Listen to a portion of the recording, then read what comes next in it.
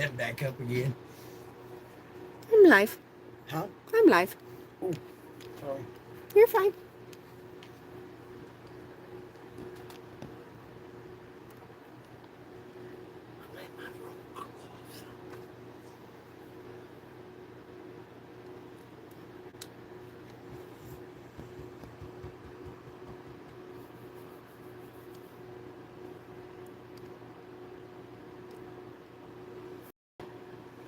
Where's your hairpins?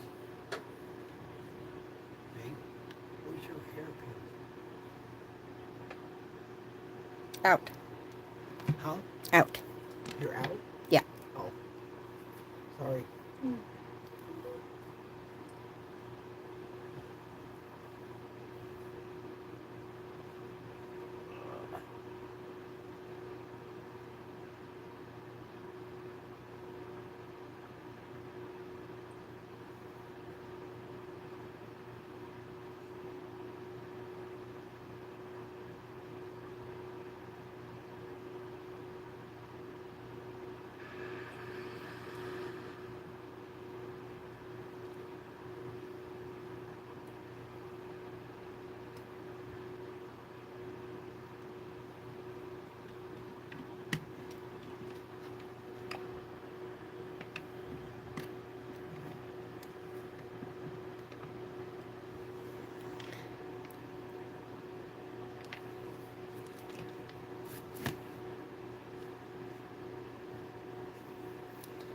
All right.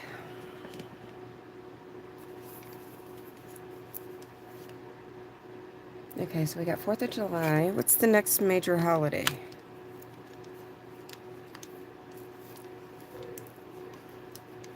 Labor Day?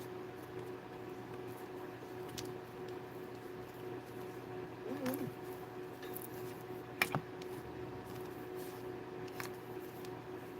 Summer in general.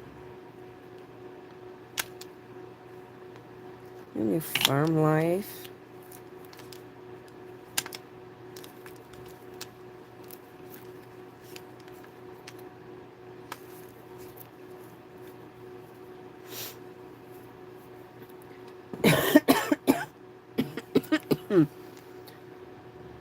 Because we've already missed spring, St. Patrick's Day. We're not quite ready for fall.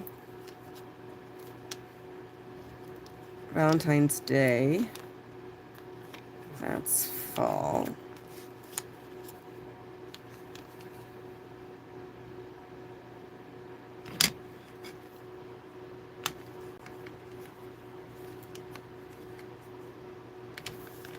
Okay.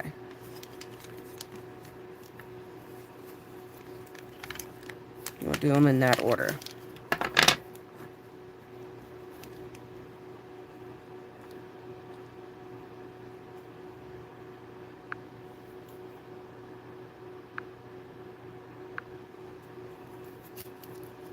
All right.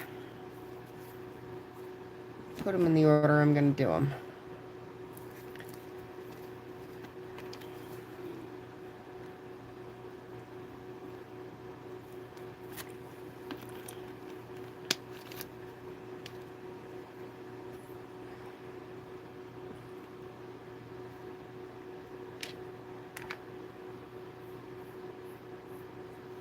All right. I think I'm going to do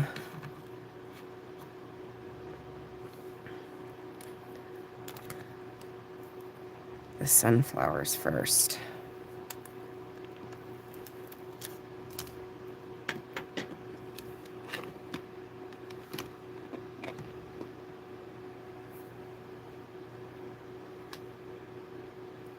Thanks, Matthew. You have a good night. Get some rest.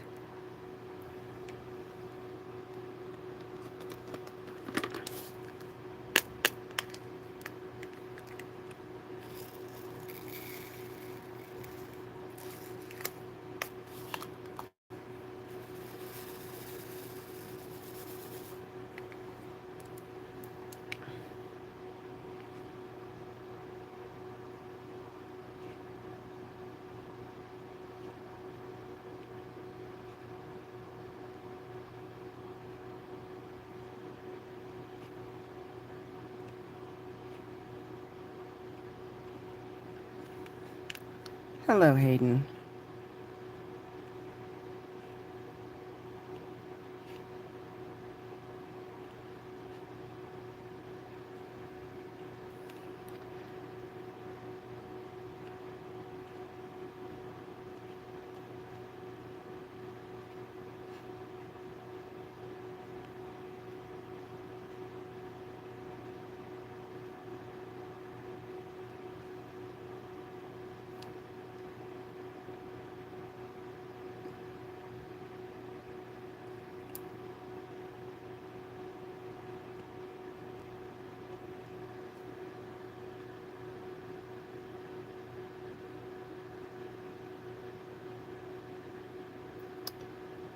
Hey, Big Chief.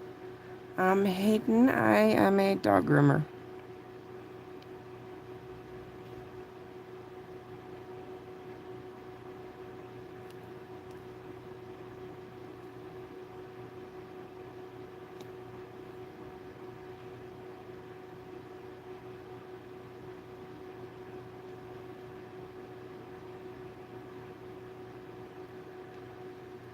Hey, Dr. Mark. How are you?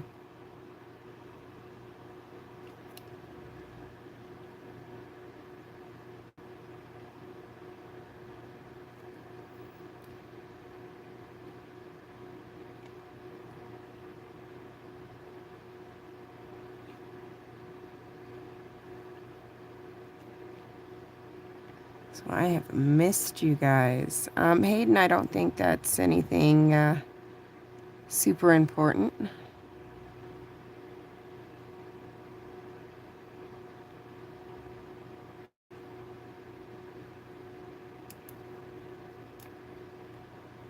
I'm an adult. That's all you need to worry about.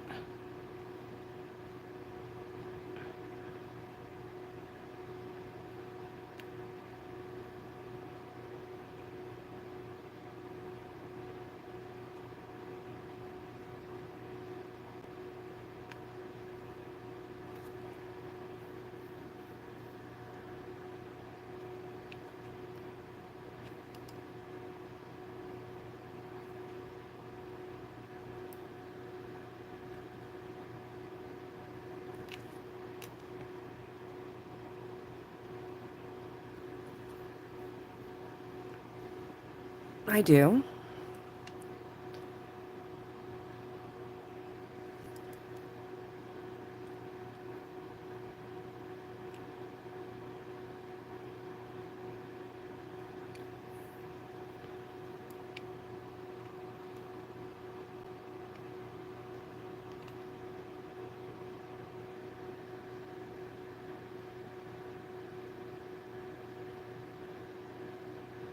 Always smells like Fritos.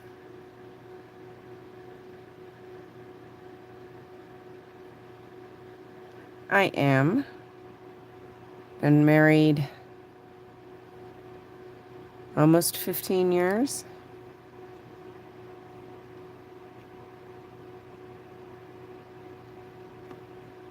Together almost 20.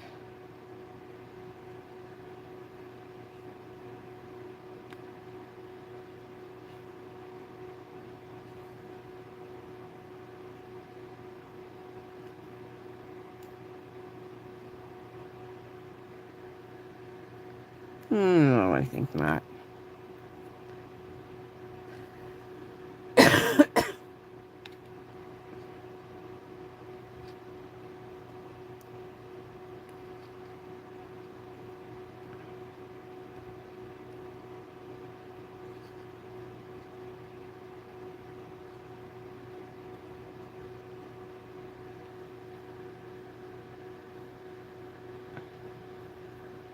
Hey, Koalagraphs. How are you, my dear?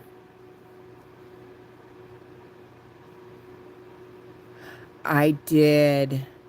Yeah, nothing followed me home from Area 51. We are clear.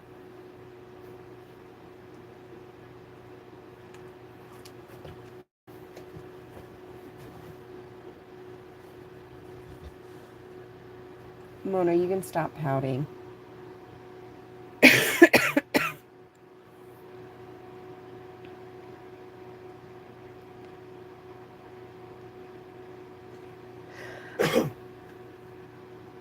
I'm actually not. I have a big light here that is actually pretty bright. It just doesn't look like it's that bright in the camera.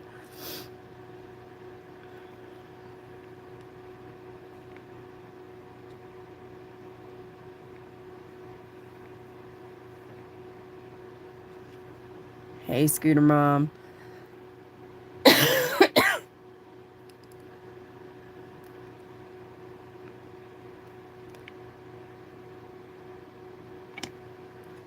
So I have not been live in about a week.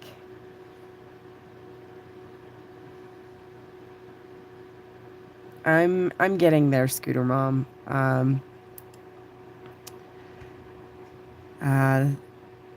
This godforsaken cough is still lingering, but I tell you what, that was the most sleep I have gotten in years. Good night, Big Chief. We'll talk to you later. I haven't slept that much in absolute years. Because after we got off Wednesday night, I crashed out, slept all night, and then went to work Thursday and was just dragging all day Thursday. Finally got home Thursday. I wasn't home 15, 20 minutes, and I was out cold. Woke up a couple times, slept the rest of Thursday afternoon, woke up a couple times, then slept all of Thursday night, slept almost all day Friday, almost all night Friday night. Got up, went to work, was feeling better actually Saturday. Went to work for a few hours on Saturday. By the time I got home Saturday, I was feeling like crap all over again. And came home again. I wasn't home 15, 20 minutes, and I was out cold again. Oh, thank you. Slept the rest of Saturday afternoon. Most of Saturday night.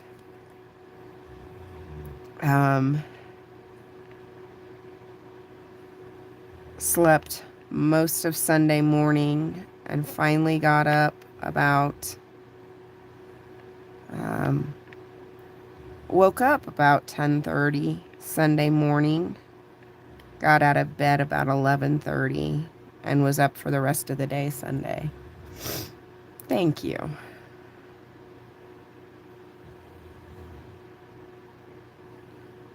So, but yeah,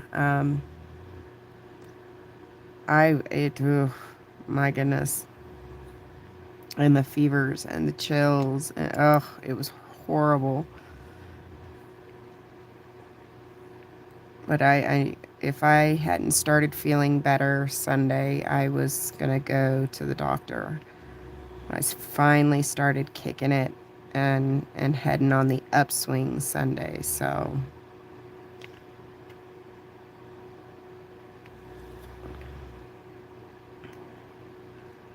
And then I went back to work yesterday. Did well. I'm still real weak and real tired, but didn't have to nap anymore, so that was good.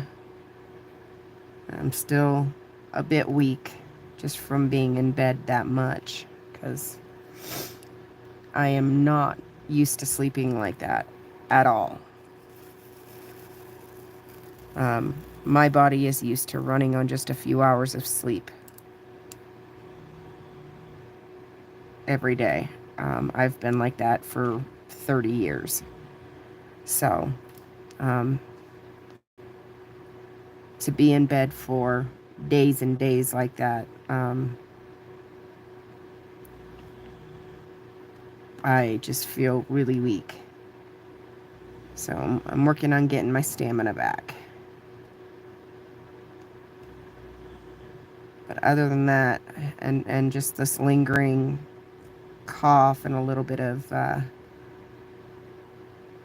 stuffiness, I feel a lot better.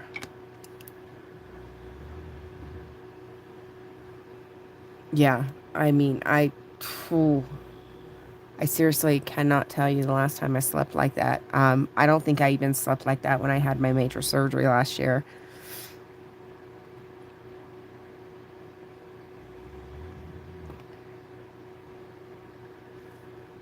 Hey, Carrie Ann. So, apparently I needed it. It's just taken me a little bit to get my body back in the swing of it. So,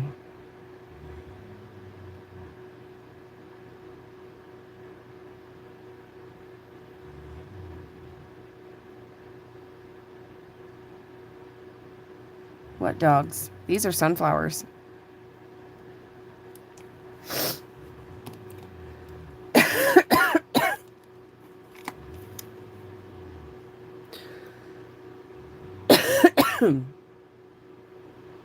Yeah, these are sunflowers. And a cowboy hat and watering can. And then these ones are just farm animals.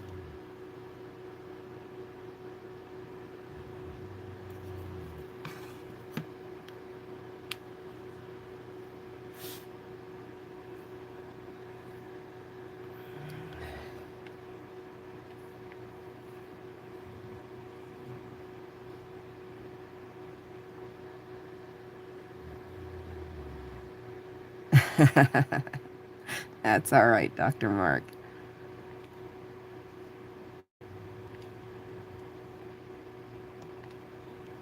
Although I do have a giant painting that is for the shop. Yeah, no, they're not jellyfish. They're certainly not jellyfish. It's a giant painting, and it's an actual canvas that is it's a giant angel holding a puppy, and it's the name of the painting is All Dogs Go to Heaven, and that one is gonna be for the shop.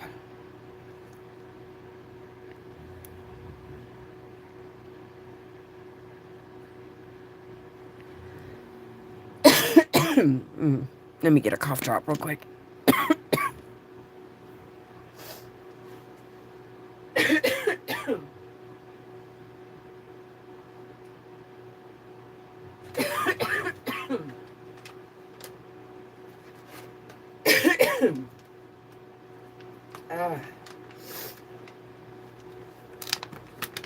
Sorry, guys. This last lingering little cough, man.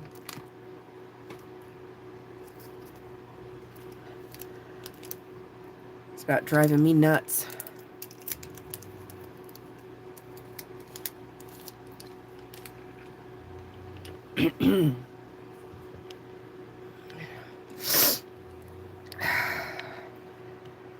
I will be glad when it's over.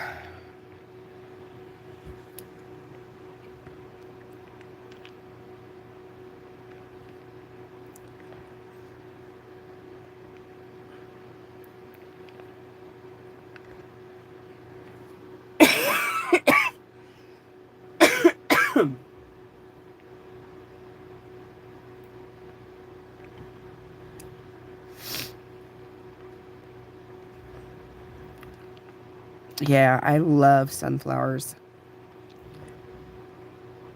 From the bright yellow sunflowers, even daisies, because they're so similar to sunflowers.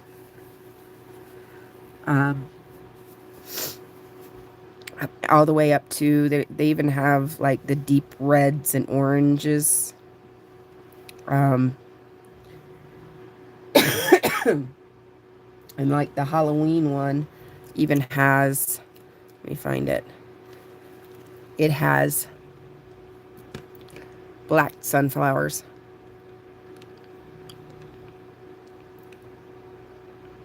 So I'm tickled pink about that one.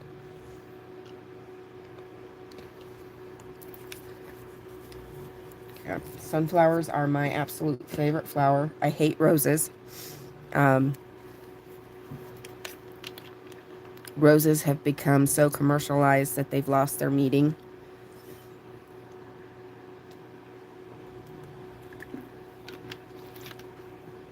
Yeah, yeah. Sunflowers, I just love them. They're such a happy flower.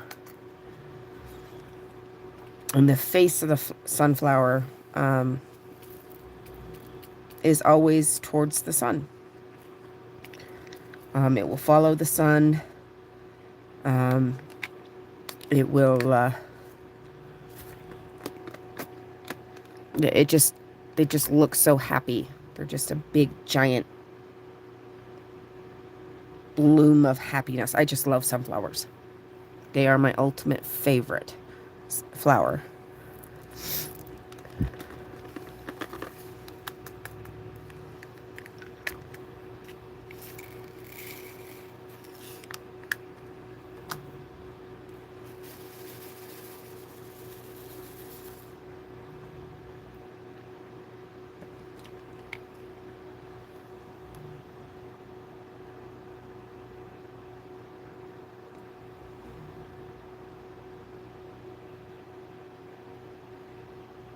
Mm-hmm.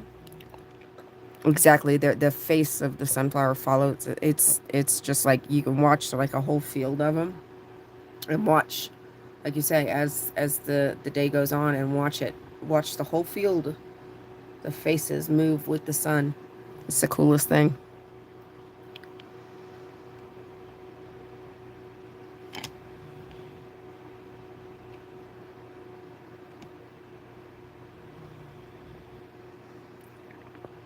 Around here, they grow wild, like on the side of the roads and stuff.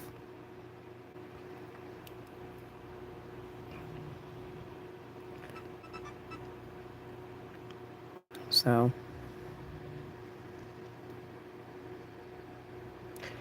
yeah, they sadly they do.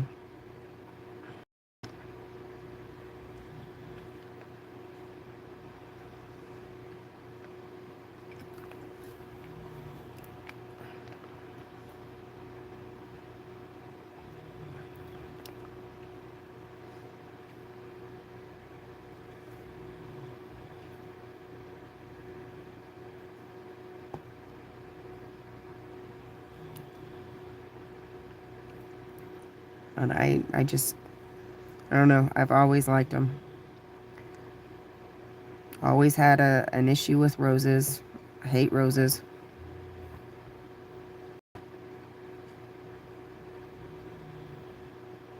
I just feel like roses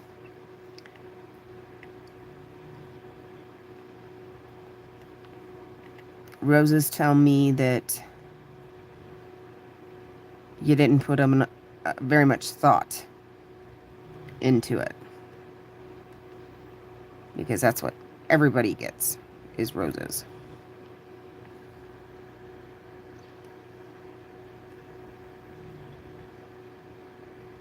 Mm-hmm. Yeah.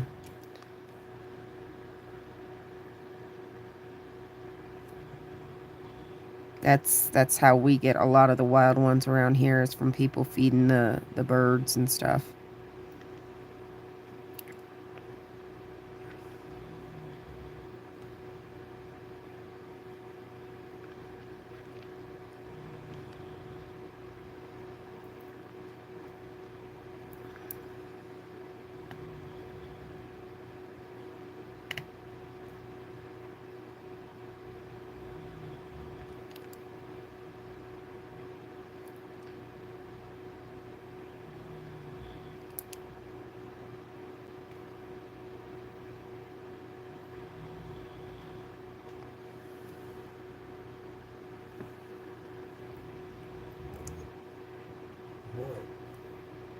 thought you were snoring.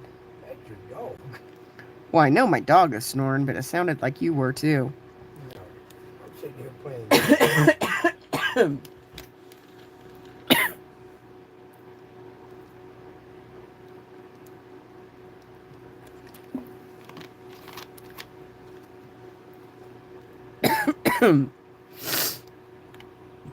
Trying not to cough into the mic, you guys.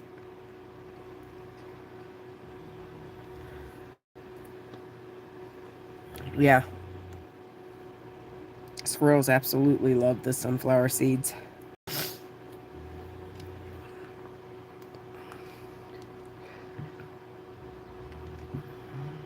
Around here we have a lot of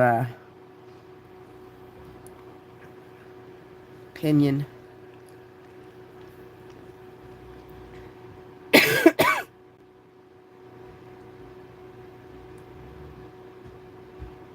Yeah. Oh, this stupid cough. Sorry, folks.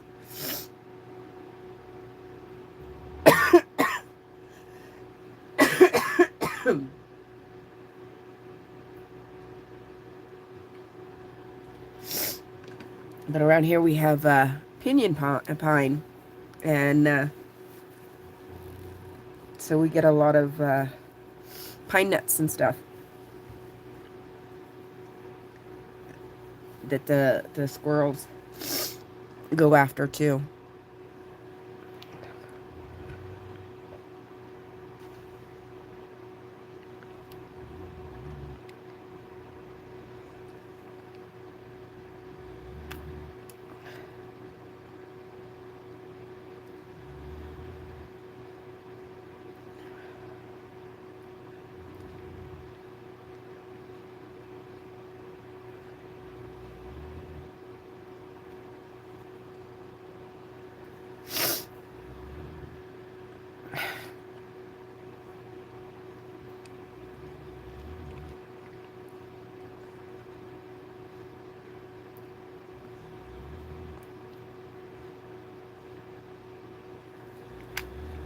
Oh.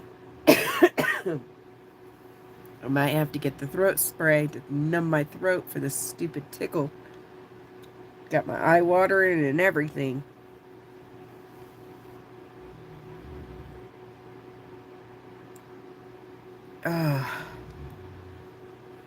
Oh my goodness. This is driving me nuts. I don't get sick very often, but when I do, man,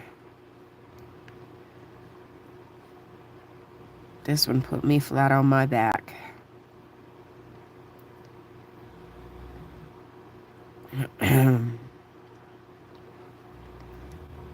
Couldn't believe how long it put me down for, that's for sure.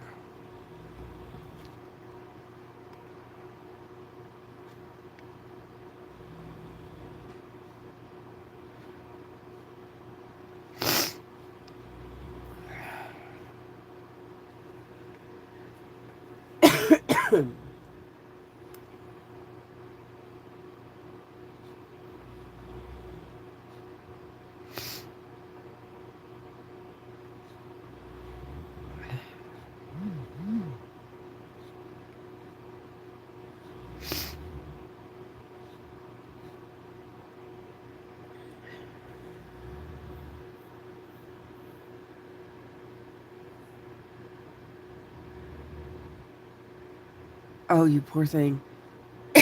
What in the world did you do? How did you do that?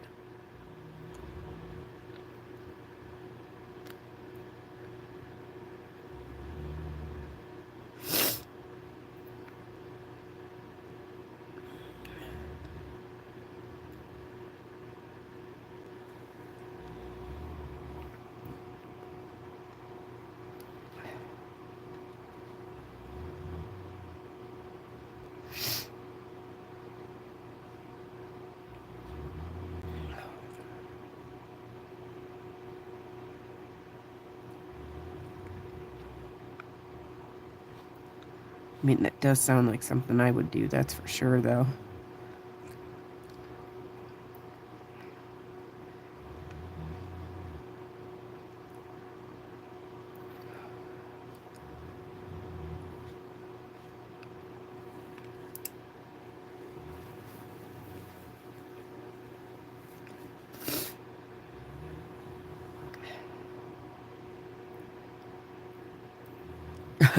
Scooter mom.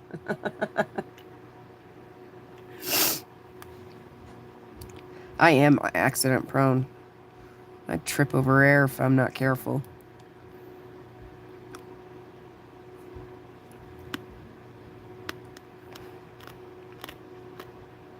Like, literally trip over air.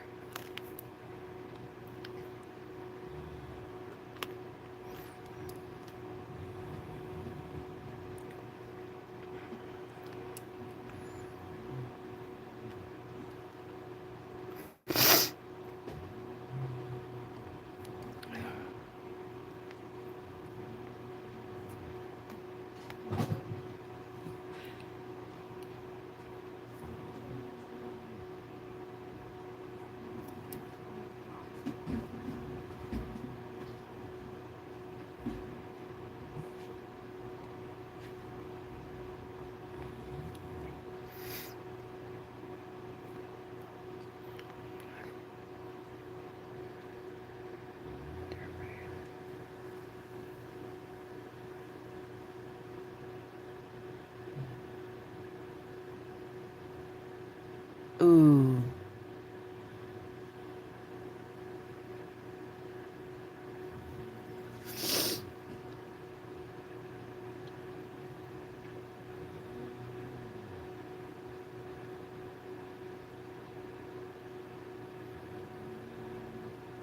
Dr. Mark.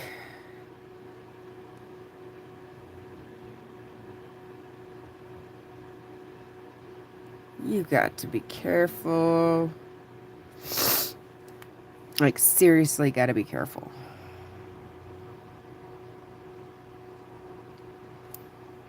I hope you had on all your gear.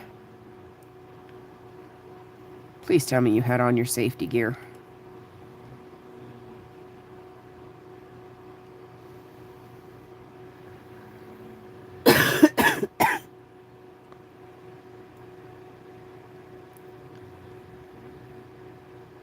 Scooter mom, same.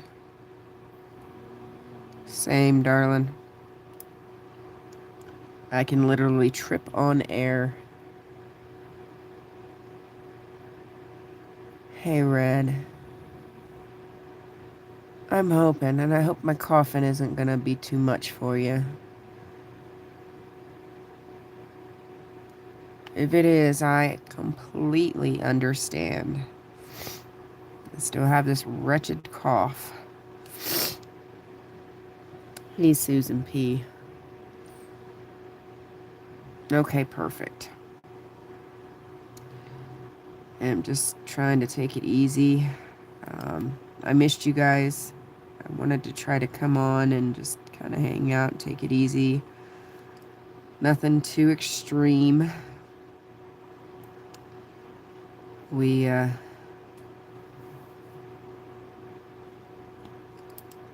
got almost all the windows installed today. The bay window is completely gone. I am ecstatic. Sadly, the young man that's helping, it's a brother and sister team that are doing the work. Go back at it.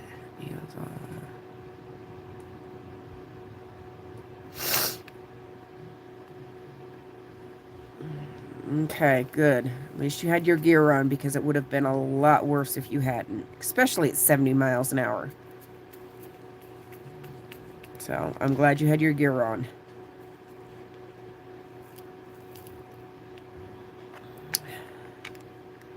And I am very sorry about your dog. I know how that goes.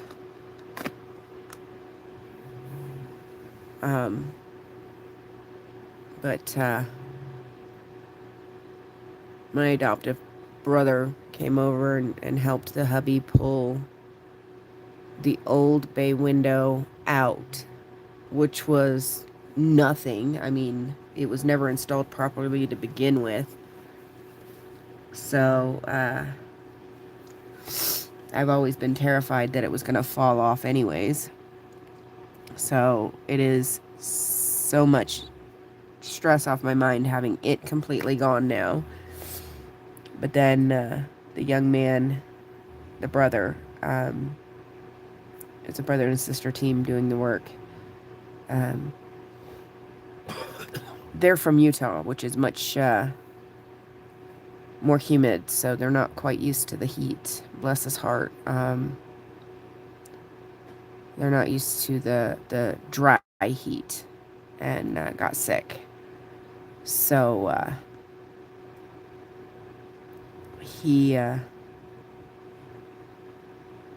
they got down to the last window and had to call it quits because he got sick. So they'll have to come back tomorrow and finish the last one, and then finish the finishing touches on the inside. So, but oh my goodness, I am so excited. The bay window is gone. No more worrying about this stupid window, huge window falling off the front of my house. I have these brand new gorgeous windows that you can actually see through. Our windows were horrible. They were atrocious.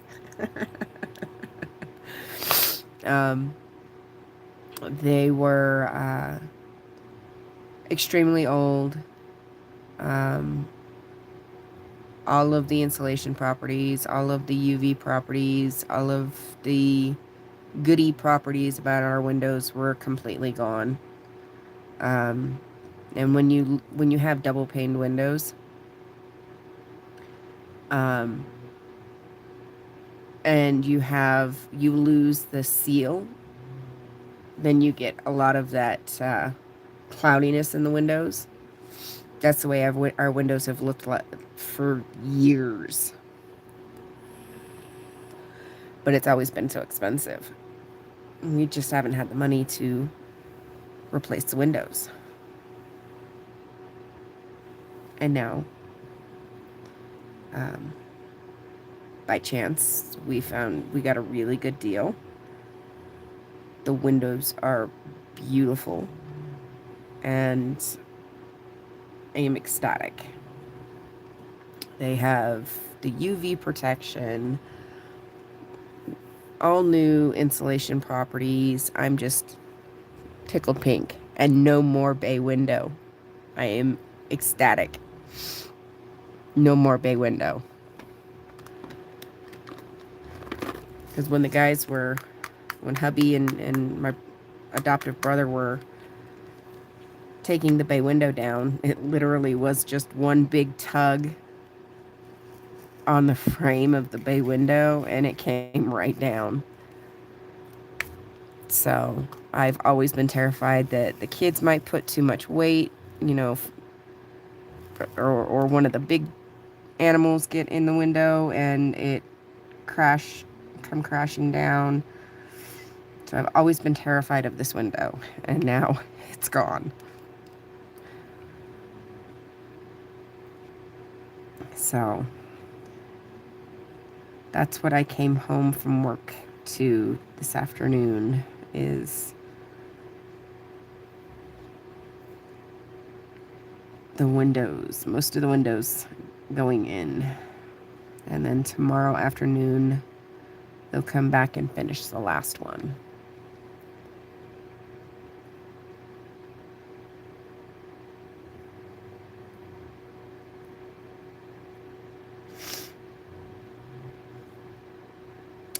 Thanks, Carrie Ann. Thanks, Scooter Mom. It's not necessarily that we'll get more light, because we got plenty of light. Actually got too much light. it was, we had no UV protection. The UV coating was completely gone on the old windows. So now we're actually going to have UV protection. So that's going to be helpful. And instead of having windows that are all cloudy, they're nice and clear. It's going to be easy to keep them clean. They're not going to rattle every time the wind blows, because we get really strong wind here. And the way these are designed, they have an anti-rattle feature built into the frame. So when the wind blows, it's not going to rattle the frame or the pane in the frame like the old ones. So that's going to be nice. No more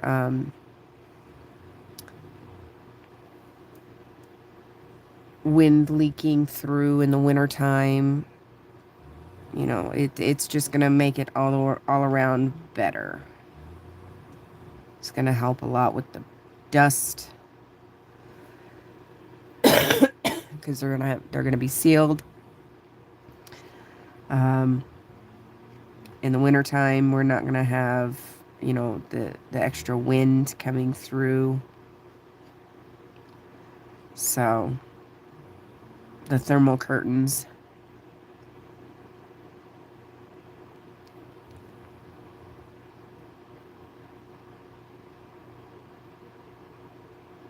That's a good question. The thermal curtains will actually do their job. So yeah, it's going to be nice. I don't know, Carrie Ann. Yes, Scooter Mom, but we,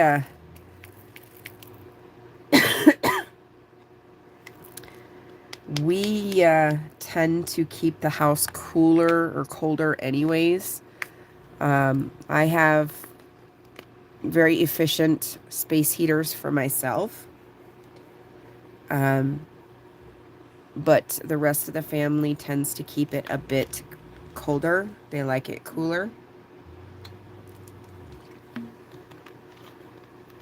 And so that's not too much of an issue. If it gets stupid cold, then we have the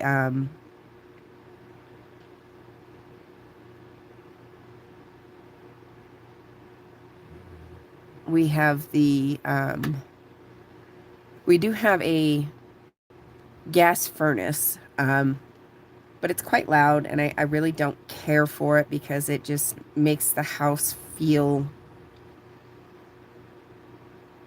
weird. Hey, Sunrise.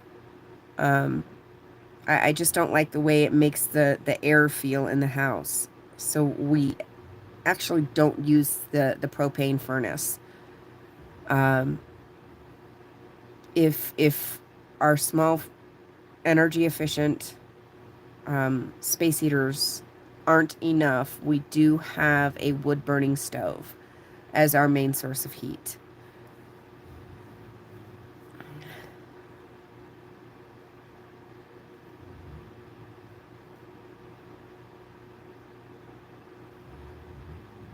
And back to Carrie Ann.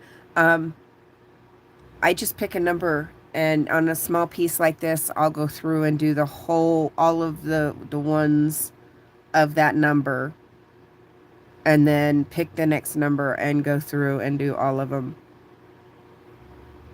And then just go through and you know, on a bigger piece, I'll do small sections and do that in small sections. I just pick a number and start.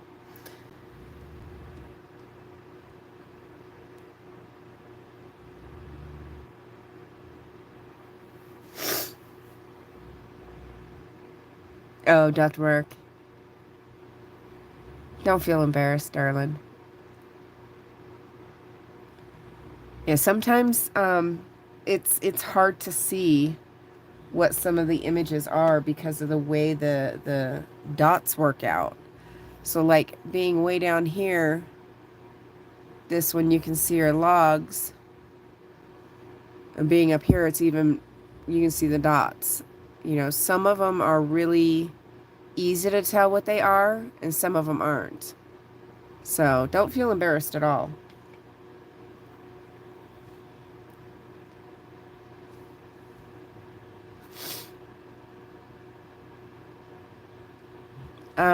Red, it can either be a small portable AC unit that would exhaust through a window. So the hot air that it uses to make the cold air, the hot air would exhaust through a window. And then you would have, you know, your cold air, or it's a window unit that would actually sit in the window. And then the last option could be potentially a swamp cooler, which is a fan, in case you don't know, a fan that runs, that has a pump that pumps water from a reservoir tank in the bottom up to the top, and then it runs that water over a filter, and the fan draws air through that wet filter, cooling the air down. So those are the three options of what they may be bringing you for a portable unit.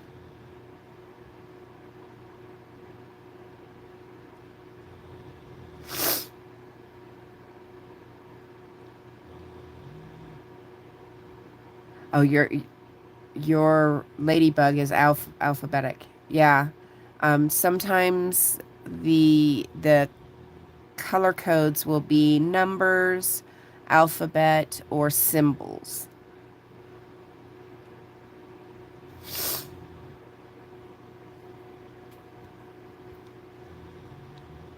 So, my husband has, in his room, he has a portable AC unit that vents through the window. So it's a standalone unit on wheels, and it's an actual air conditioner unit. Yeah, it's a little bit smaller than a bar fridge. And it has a hose, think dryer hose for like your clothes dryer, that vents through the window for the hot air. Hey, Jurgen. And he uses that in his room. So our houses here where I live, most of us don't have central heat and air. So we make do with either portable units like that, or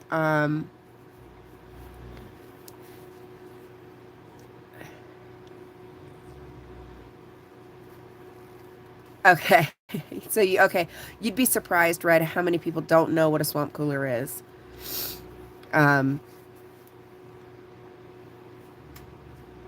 But most of us here don't have central heat and air.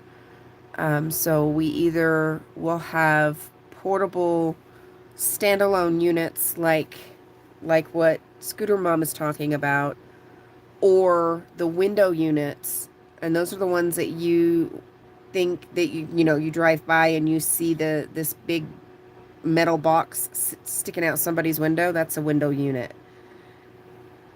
And it's basically the same thing as a portable unit, except for instead of having the hose that vents, the hole outside of it has the vent, so that's why it's on the outside of the building or outside of the window. And then here most of the houses either have a heat pump that will have cold air function or swamp coolers. We actually have a swamp cooler.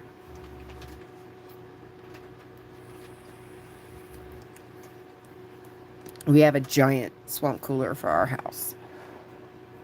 We have a little one right now, for when it's just getting warm, and then we have our big one.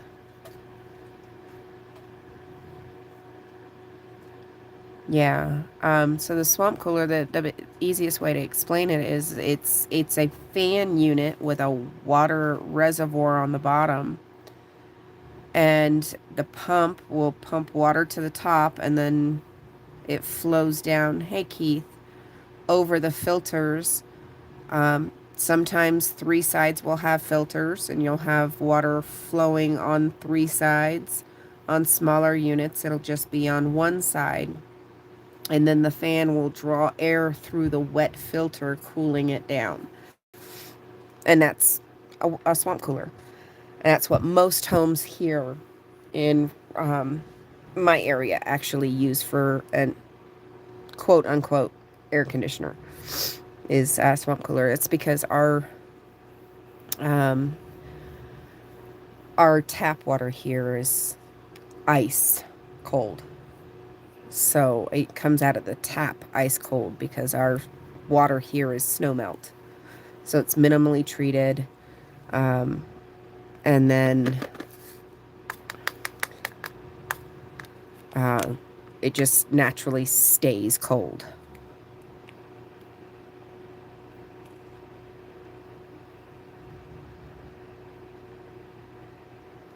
Yeah. And you can't let them run dry because then the pump will mess up.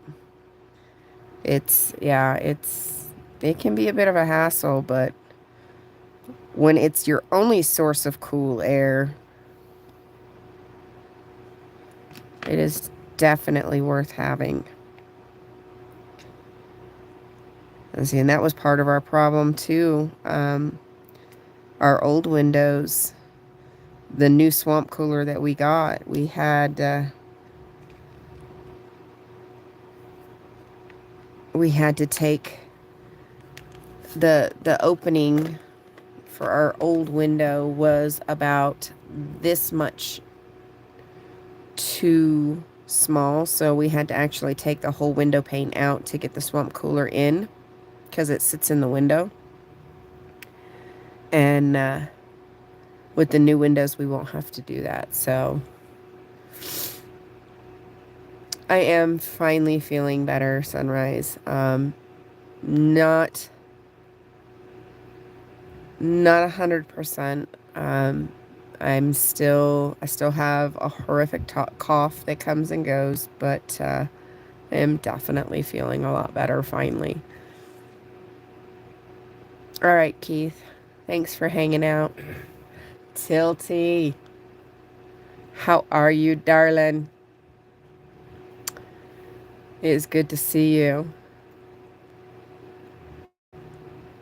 Yeah, and it's not just about rinsing out the cooler too. It's because it's an evaporative style cooler. We have to use demineralizer in the water, because especially here, because our water here is extremely hard water. So it as the water evaporates, it leaves a lot of mineral deposits, so you got to make sure that you don't let that build up within the pump, inside the tank, all that stuff. So it's a lot of maintenance work every year to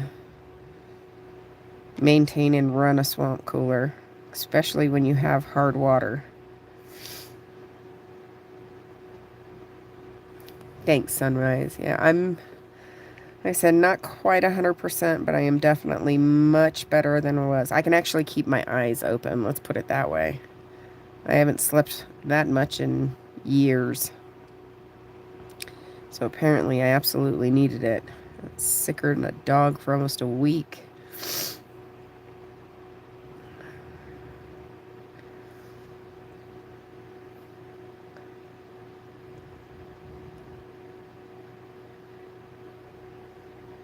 Yes, calming diamond art. I love it. It almost feels like this has been kind of needed by the community the last couple weeks. So with all of this going on, so I wanted to get back to it as fast as I could.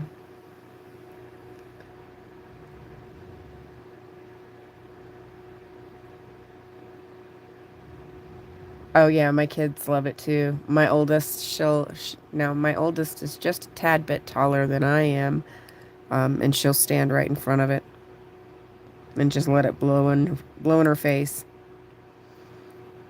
Like I said, our water here is so cold that it literally will freeze you out if you're not careful.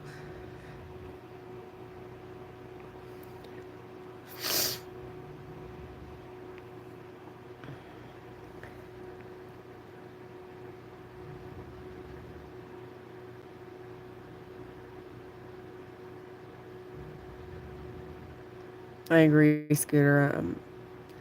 Not liking that Tilty's feeling shaky, but I'm glad she's here for sure. That's kind of one of the reasons I've been doing these little streams is just to kind of give everybody a place to come and just relax and chat and hang and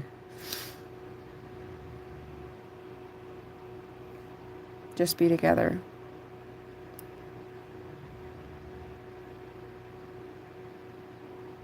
Yep, that's kind of what it's about, is just something else. They are sunflowers. Sunflowers and daisies and a cowboy hat and a watering tin. Yep. That's kind of what I've been using my space for, is just a place for distraction.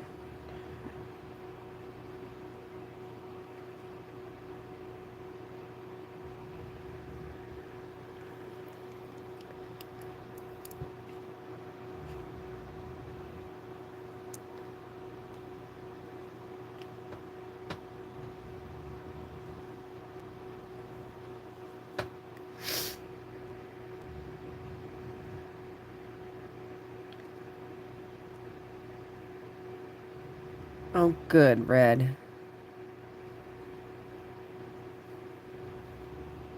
If you need to, you just put the phone down and just hang out.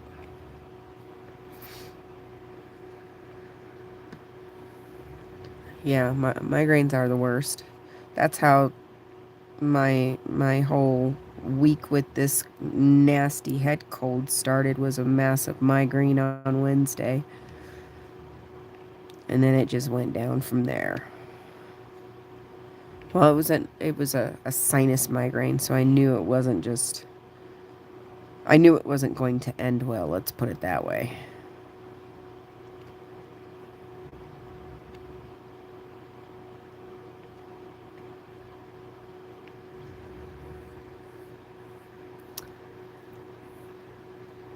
No, not this time. I actually, so my regular nail lady is out on maternity leave right now, and one of her colleagues is filling in for her, and this was her first set that she did on me.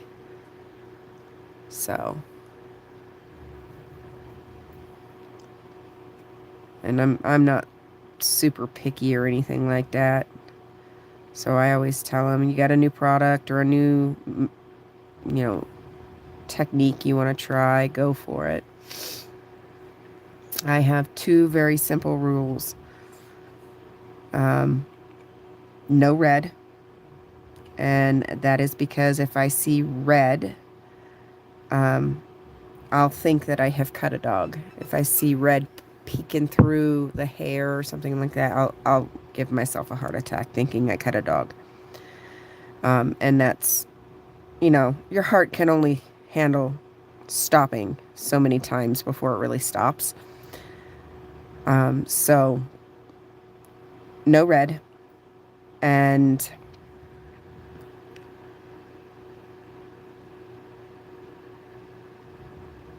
yes, Scooter Mom.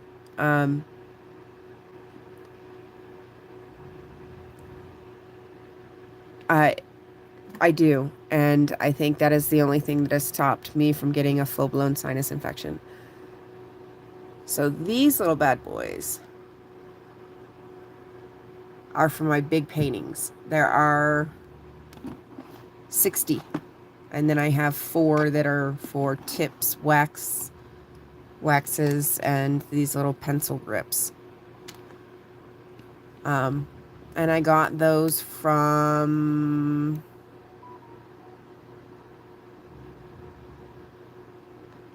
Babe, where did I get these from? Did I get these at Harbor Freight? Either there or Amazon. I think I got these ones at Harbor Freight. I know I got these little ones at Harbor Freight. I think I got these at Harbor Freight too. And these are pretty big. So these are pretty decent sized. And they come in, so there are 4 of these put together.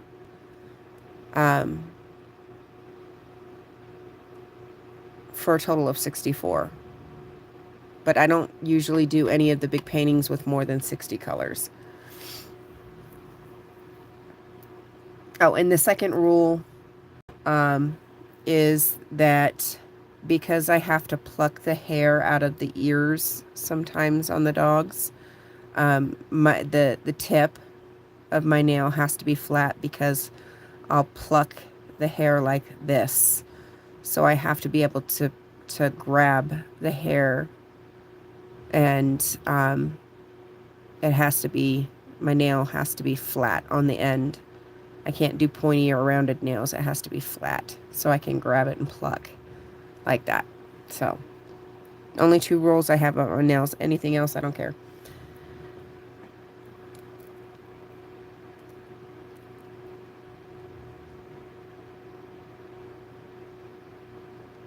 Yeah, I want to say I got these at Harbor Freight, but these are called Really Useful Box. So there you can see it. Really Useful Box.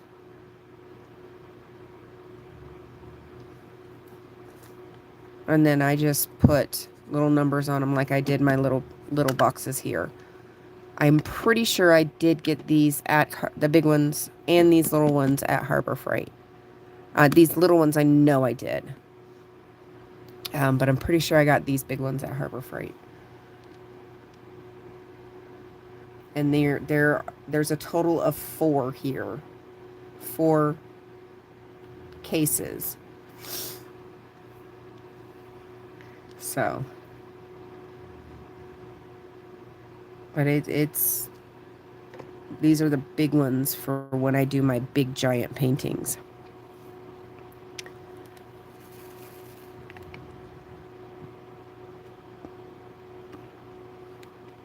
And then I have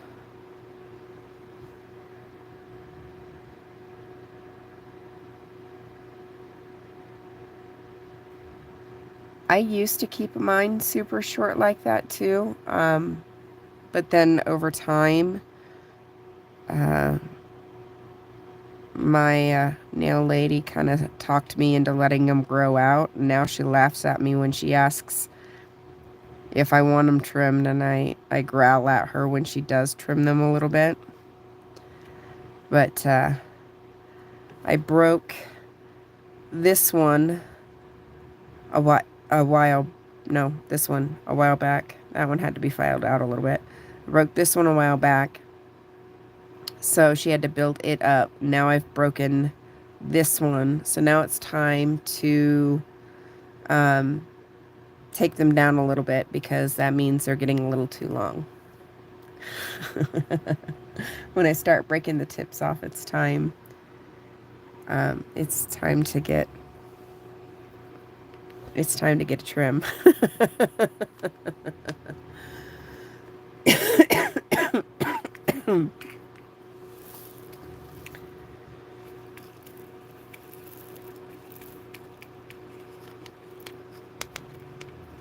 It just means the acrylic is getting a little old, you know. It gets a little weak when it gets old, so.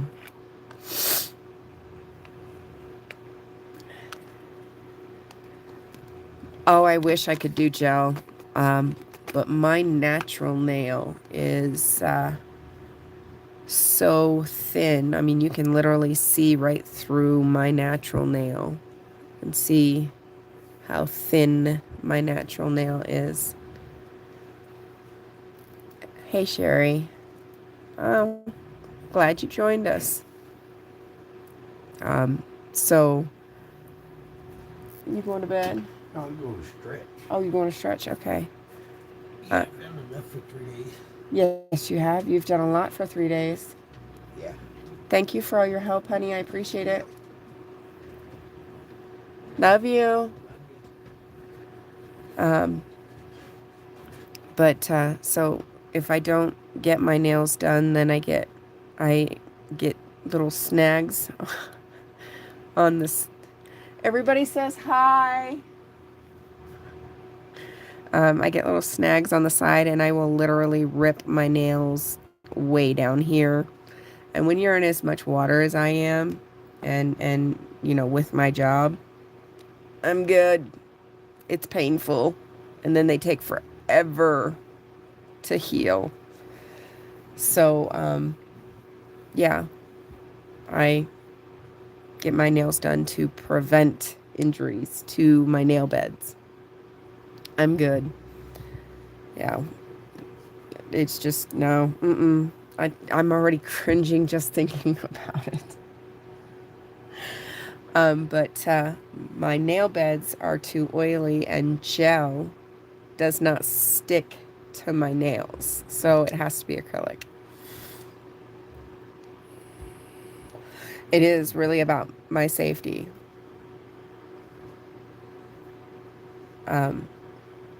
Gel just does not, I've tried gel, different types, different brands, and professional, over the counter.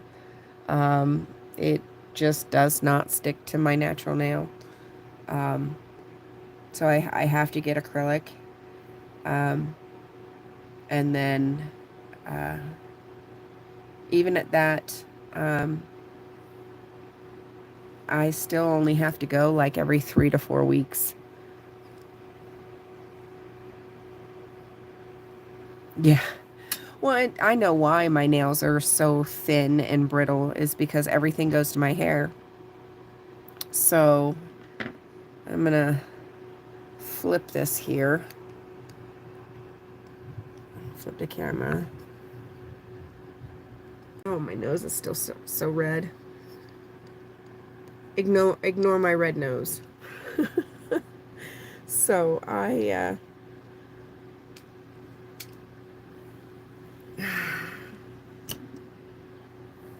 my hair has been in a clip. This is my hair. And this is how thick it is. It is thinned. It is layered.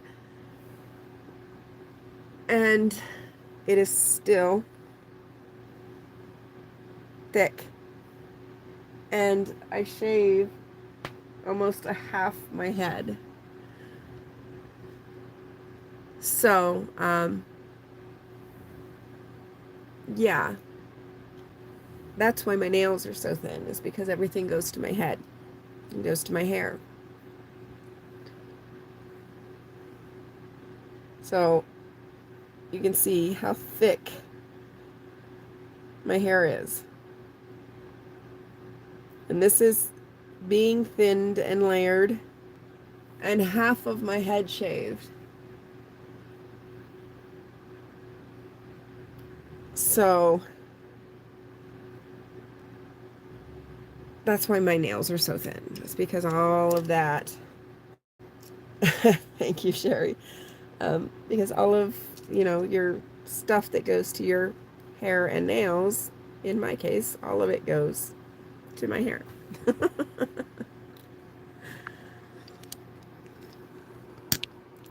So,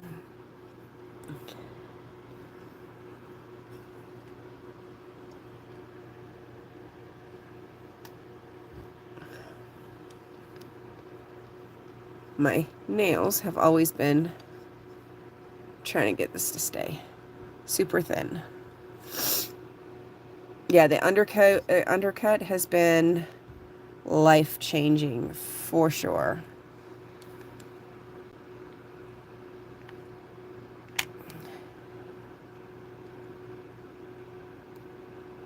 Oh, come on.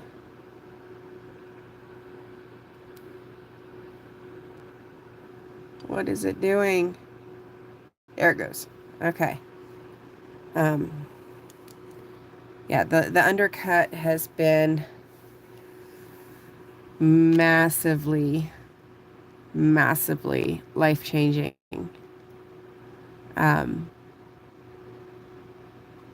it's, my hair is still pretty short. And like I said, it's layered and thinned.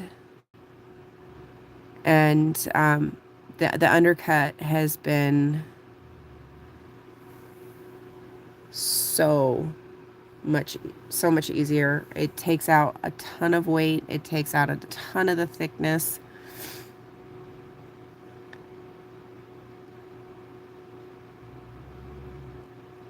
Tilty, exactly. Yeah, it does. It takes out, if you have, not only is my hair thick, but it's stupid heavy. So it's, when you have a lot of weight,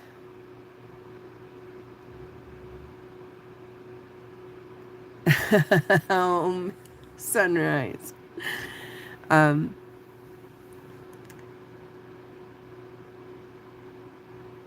Try it, Red. I mean, and being a groomer, it's something that I just go in with my clippers every couple of weeks and keep up with it. So it's nothing for me. I just pull the hair up into a pony and then pull it up tight and go at it in the mirror with my clippers and just keep up with it. It's just so much easier. All right, Jurgen. Sleep tight, my dear. Yeah, Tilty. It just, even my youngest. So I'm Italian. And so I have the Italian thick hair. My husband is Puerto Rican.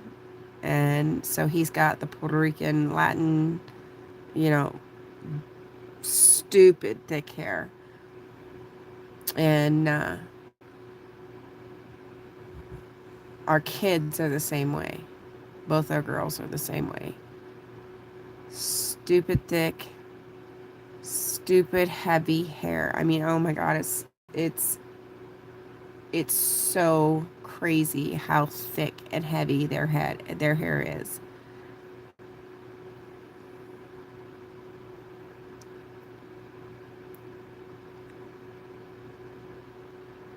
I'll come back to that, Sunrise.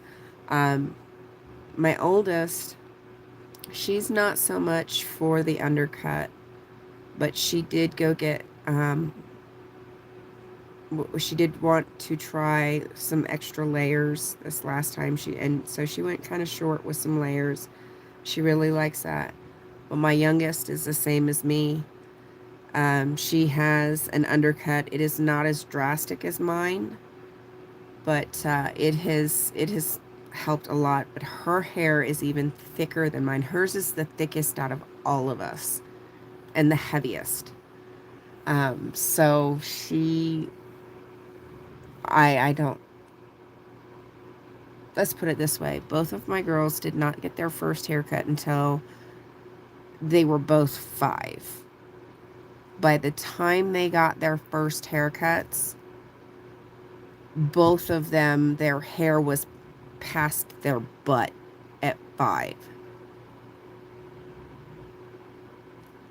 So, yeah, we grow some hair in this house. Sunrise.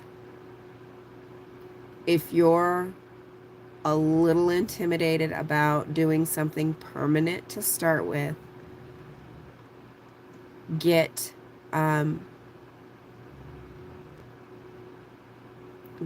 the it's what I get for my kids, the colored chalk, hair chalk. Start with that.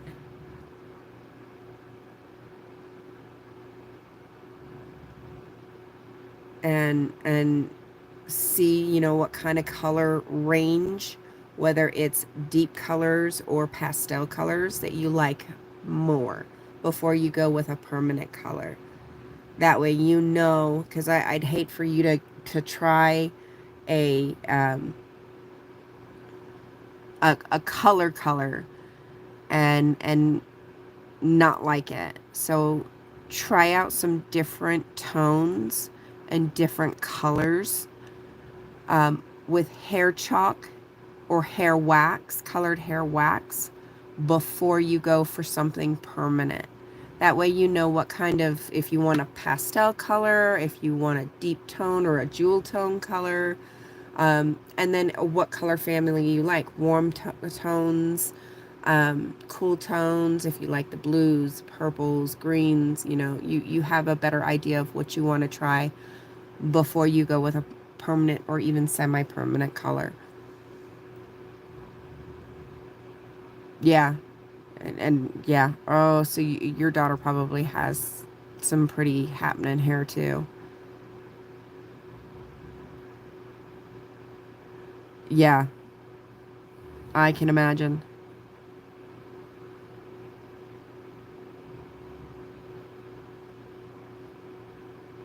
So there's a difference between bright and neon. And that's kind of why I'm saying, you know, try different colors to get an idea of what you like and what you don't. Neon is neon, and then there's bright, which are more, bright is going to be more of a saturated color. So that there's a difference. So my color, even though it's a tad bit faded right now, would be considered bright. So whereas neon is traditional neon when it comes to hair color.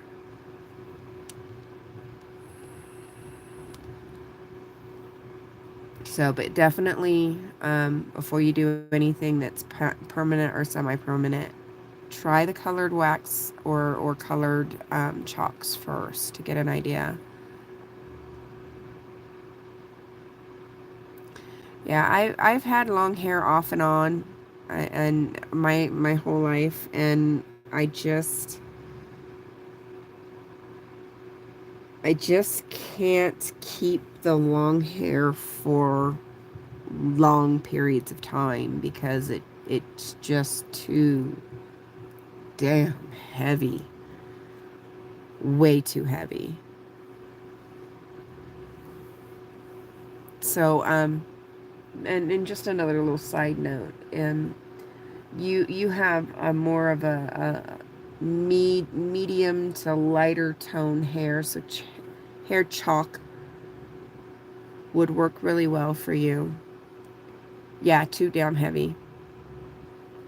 And kind of open your horizons a little bit.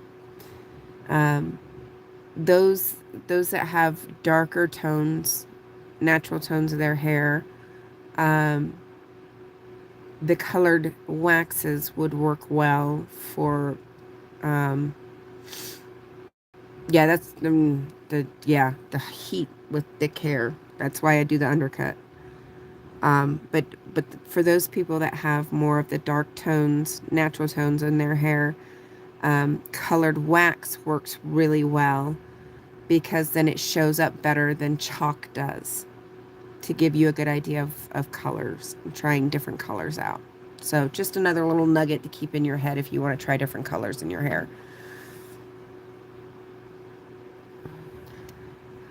My mom reaction.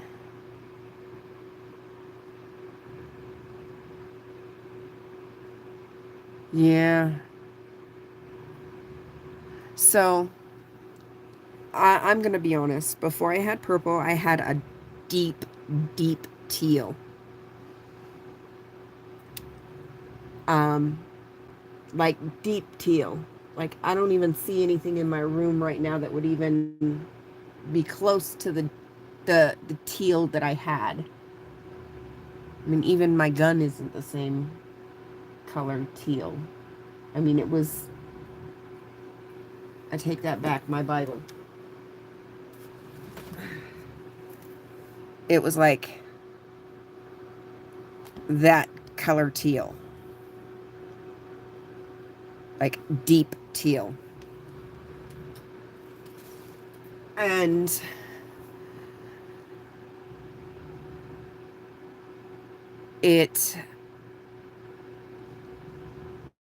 before that I was natural. Now, some of you know, some of you don't. I'm toothless. I have 2 teethers left in my head. It said 2 canines on the bottom. I have a full plate on the top and a partial plate on the bottom. I did not have a choice about what happened with my teeth. My teeth went bad. I have had a lifetime of bad teeth, family history, just not good genes and genetics for teeth.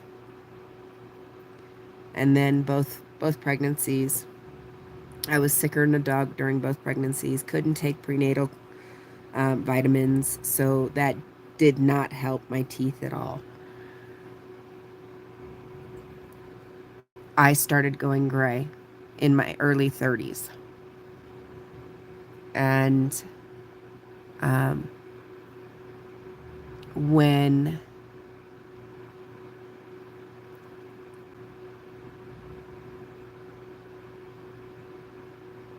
it's all good.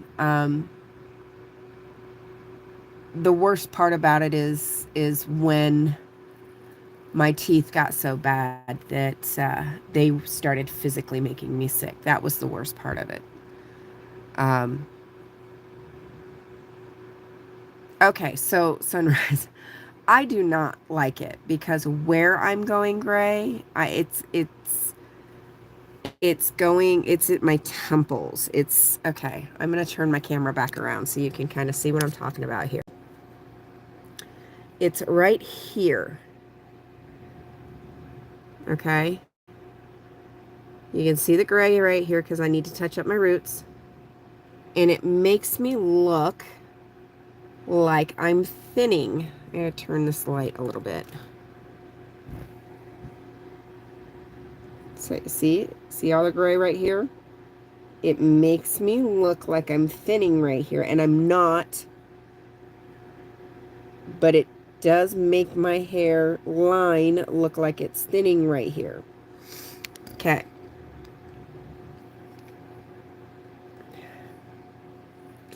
I told, disregard my rope. I told my husband, I'm going to start dyeing my hair.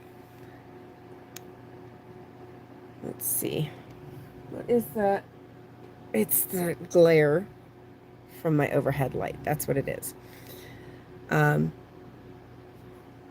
Let's turn it this way a little bit. That's better. I told my husband that at 36, because by then I already had my teeth done, and the gray was coming in enough that it makes me look like I'm thinning and losing my hair, even though I'm not. It just looks like it. I told my husband at 36 I can either be toothless or gray. But at 36, I am not going to be both.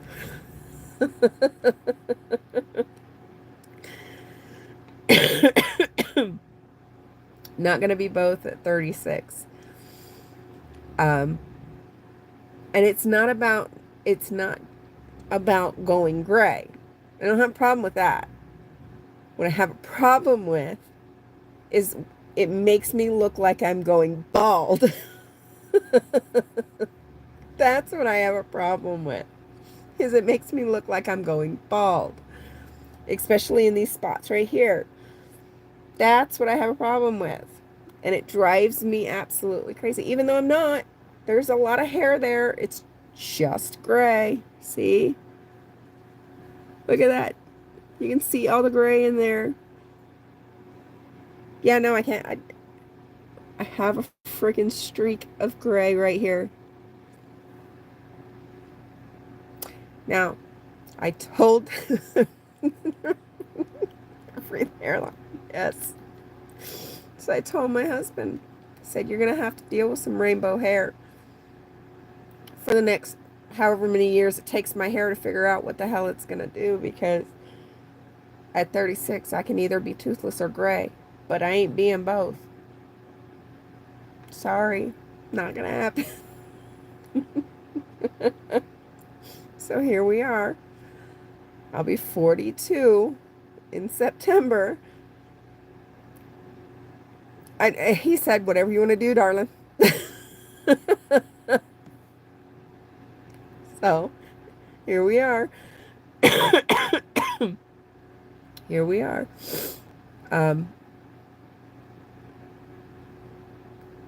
Yeah, it's a pain in the ass. I'm not gonna lie. I did natural color for a while, but I got bored with that. That's kind of just not me. So right now I'm purple, but as you can see, I need to touch it up. My roots are grown out. This is a couple of months, few months. Yeah, this is like 3 months of growth, something like that. So it's time to touch up, but eventually I'll stop. I'll let it grow out and let it fade out. But I'm having fun with this. I had the teal for a long time too, a couple years. And then I switched to the purple.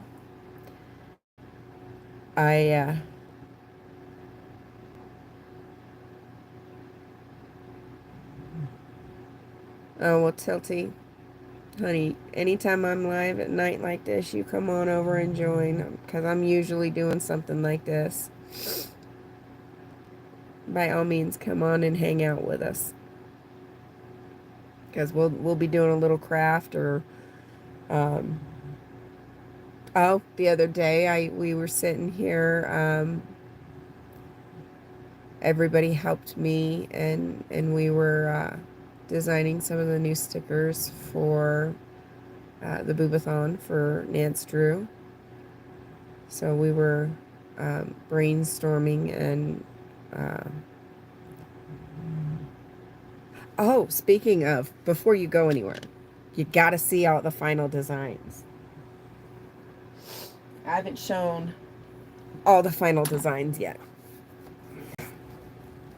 You must see. Okay. So, here's the pouch, diamond painted pouch that they're coming with. So we're just gonna dump them out.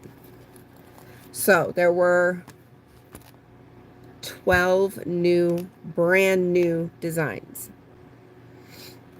for the Boobathon. This is not a new design. but this seems to be a fan favorite. So it is a full page of stickers of each design. So, and that varies of how many based on size. So this is a fan favorite, not a new design, but I did throw it in. And then we made these.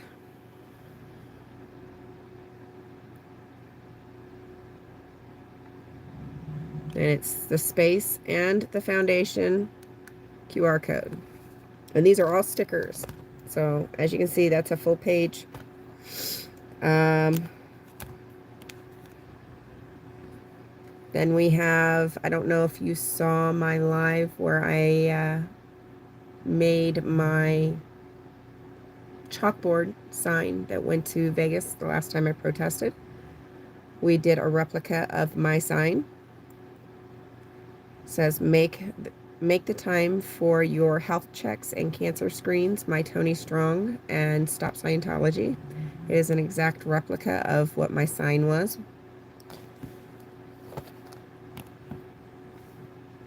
Kids are not commodities. No more kids in Scientology. Or no, this one is kids cannot consent and stop Scientology.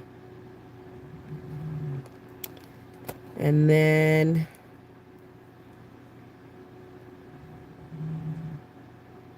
my favorite one, my degraded beings. Yes. What else? Oh, another flyer that I turned into a sticker. You are loved. We protest the cult.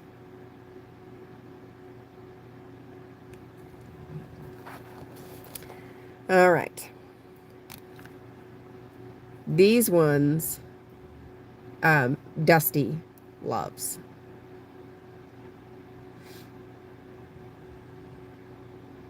Dusty absolutely loves these ones. So, tie-dye, exactly. Exactly.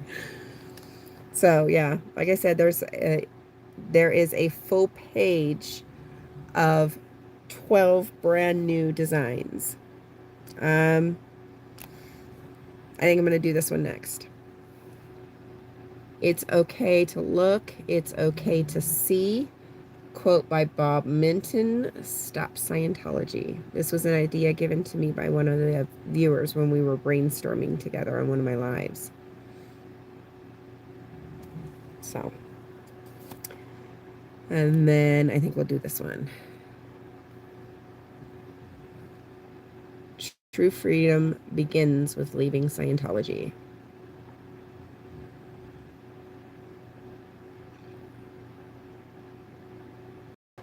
So, and this is actually one of the images, clip arts, that is on the foundation website.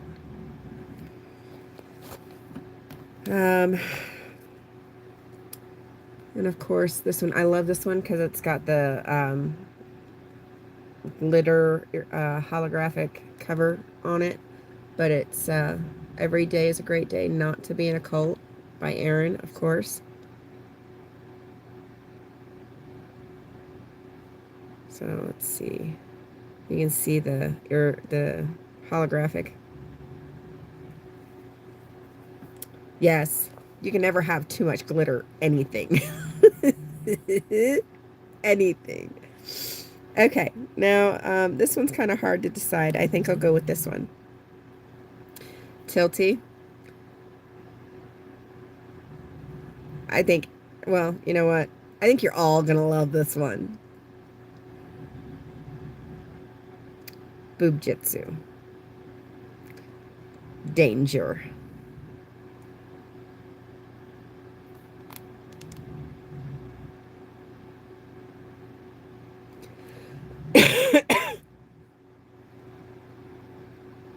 Mm-hmm.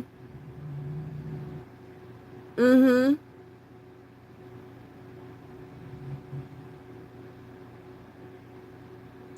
Yeah.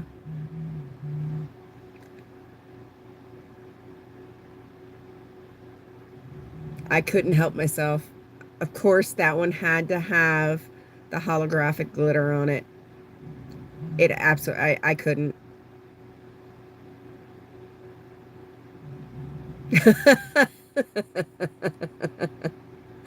Yeah, I was thinking the same thing. Yeah, I couldn't help myself. Instead of caution tape, I had to have danger, not caution tape. Danger. And it had to have the glitter. I mean, that's just freaking amazing. I think I outdid myself on that one. Bye, Sherry. Come back and hang out with us anytime. Yeah, it's got the skull. I know. It's not just caution tape. It's full on danger. I couldn't help myself with that one. Okay. Um, and then, right?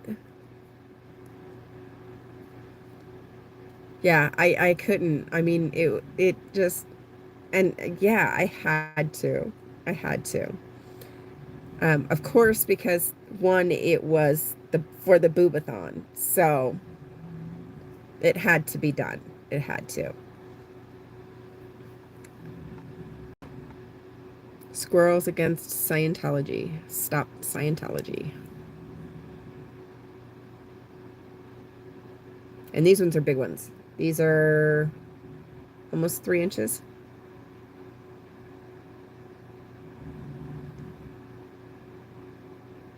So, squirrels against Scientology. These ones are stupid cute too. I mean, that little squirrel is adorbs, sitting on a little acorn. Thank you, Keith. Thank you, Scooter Mom. All right, last one. And this one is absolutely precious.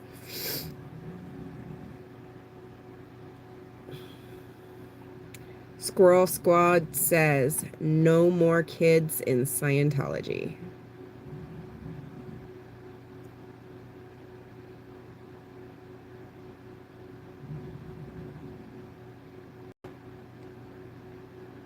Yeah.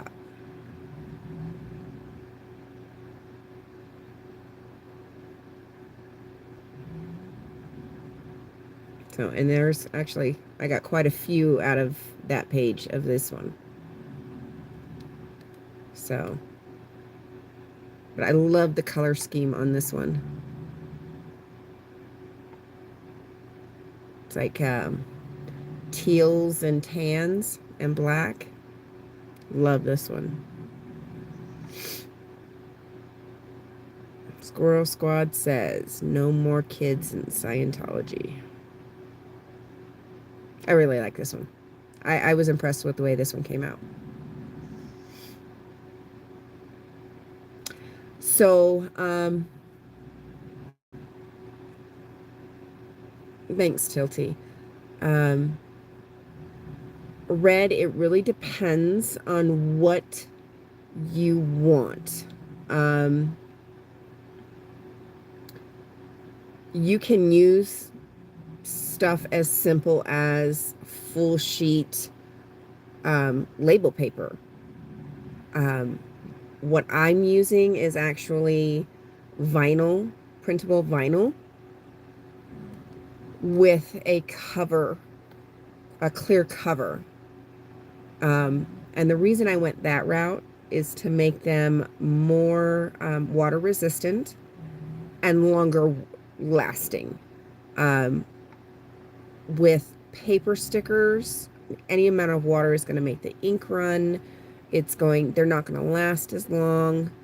All right, Tilty, go get some rest, darling. And we'll talk to you later. So I have some, let me grab. Be right back.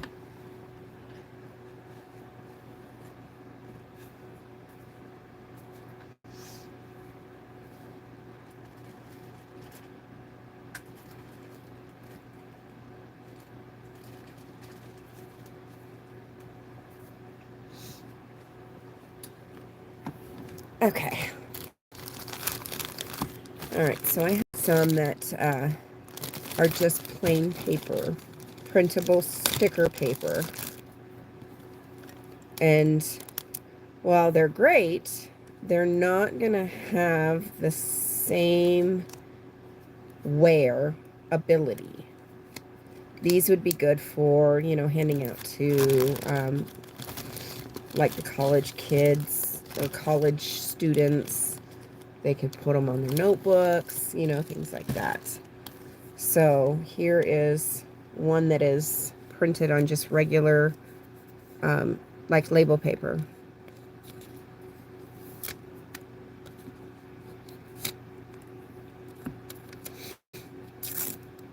See? So it really depends on what your ultimate goal is. If you want a longer lasting product. So, whereas, let's see, I have a lot of these ones. No, let's grab one of these ones because those are easy to cut.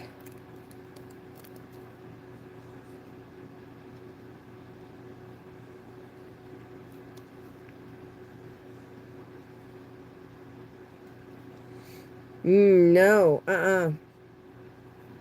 nope, I have a 15-year-old and an 11-year-old. I'm good. I pass.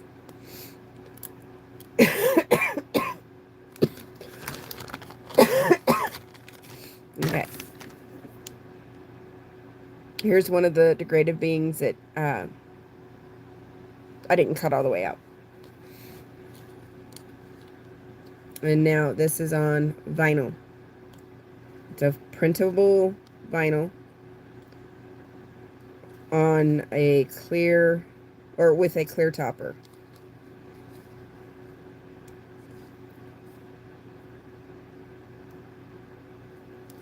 Oh, come on.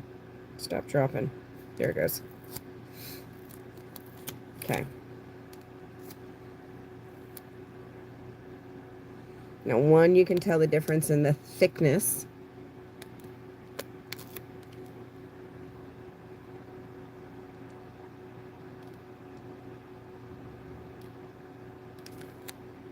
I just tried to tear it.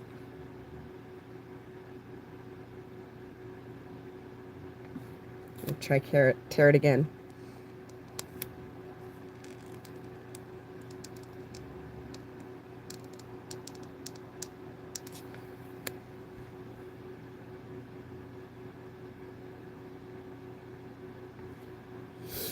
They're not tearing. No, it does not take any different amount of ink to print on paper versus the vinyl.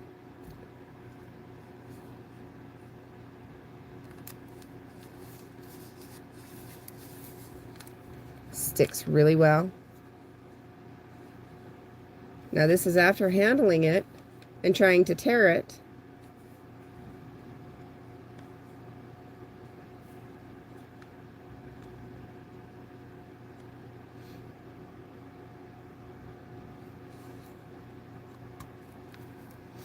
Okay.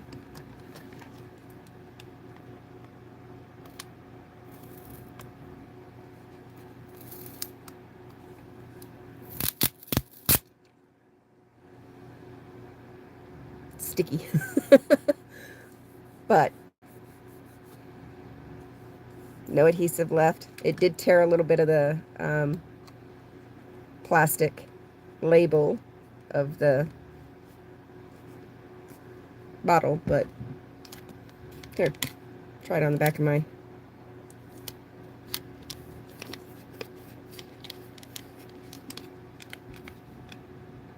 So you can see a little bit of bubbling here on the edge where I was trying to tear it, but that's it.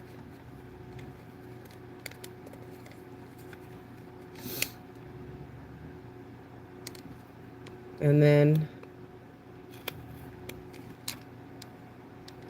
Nope. All I'm doing is lifting up the edge. Clean, remove. And because it is vinyl backing, the backing, what it's printed on is not going to absorb water like paper will. So it's not going to make the ink run. And because it's going to have, because it has the clear topper and it's kind of, you know, sealed around, it's water resistant. Nothing is going to be 100% waterproof, but it is water resistant. So these are quality stickers. For sure, Keith. From my understanding, most places that allow flyering, you can probably get away with some type of stickering as long as the sticker can be removed without a tool.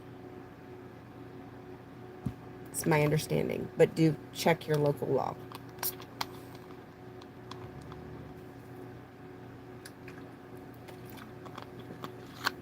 Really red.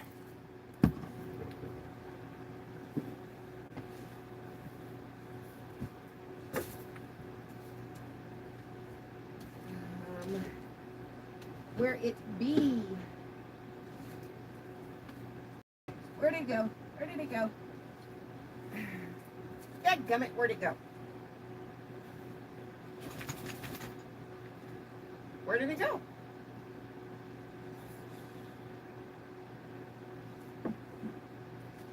Where did it go?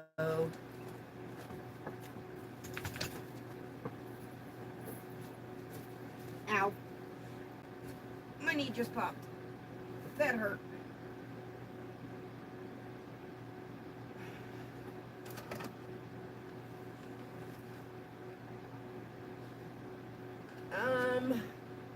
Dadgummit, where is it?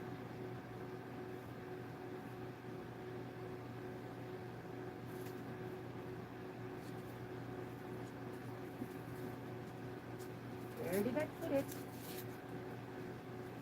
Don't leave me, folks. I'm looking for something. I just saw it last night. Ha, there it is. Ha ha.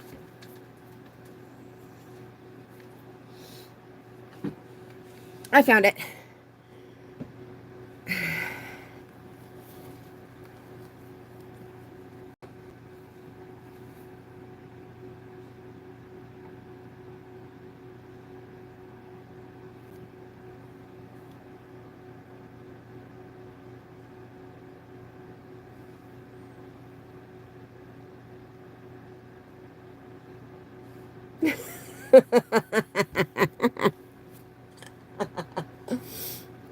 It's a tote bag.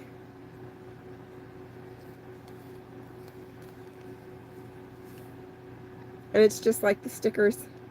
Every day is a great day not to be in a cult.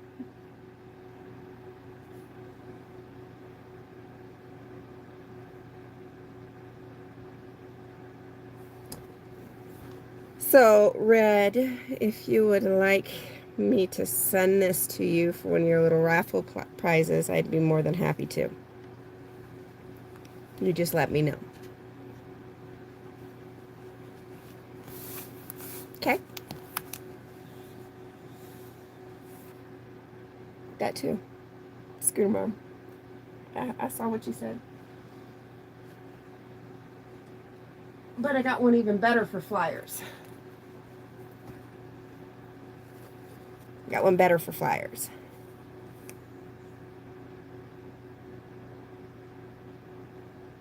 Because, of course, this is my favorite one. This is my most special one. So,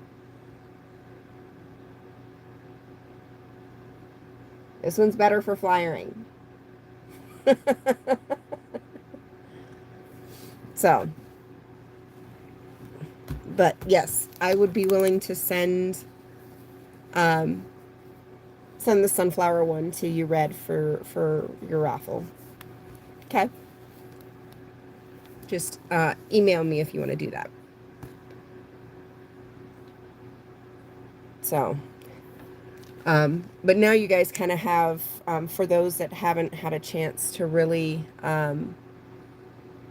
understand the difference of my stickers versus, regular stickers. Now you understand the difference, and you've seen the difference. Yes, for sure. Email me. We'll figure something out for you. And now you understand why I insist on using the vinyl instead of just standard paper. The vinyl makes the stickers a lot higher quality, makes them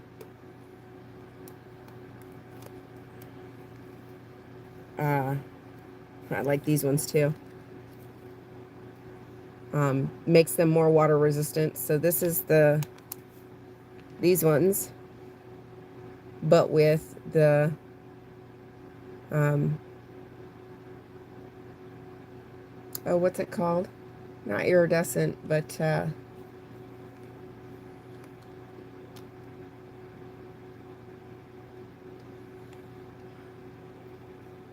I have no idea. How does Mona take over my whole daggone bed, too? Explain it to me. Because she's not much bigger. What's it called?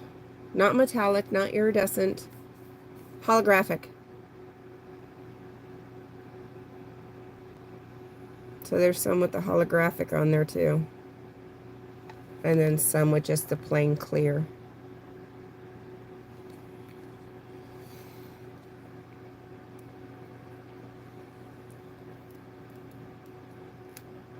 So, I have a bunch more that I'm cutting.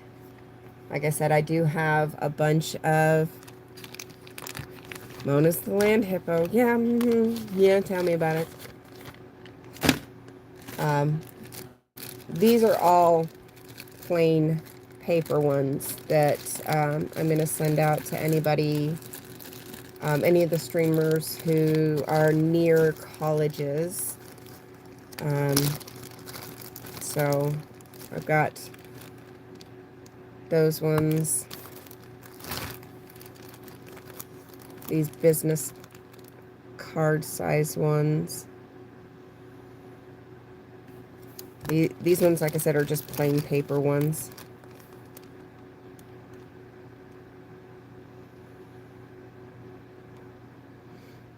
And this one's Scientology is a cult, human trafficking, child abuse, elder abuse, R1 visa abuse, SA, medical neglect, credit card, and bank fraud. Visit sptv.space to learn more.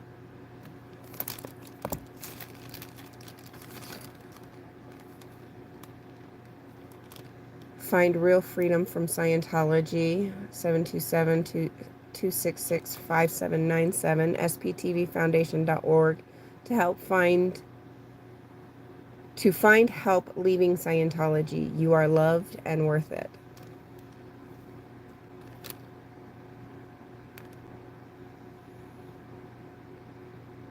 Oh, come on. It's not focusing.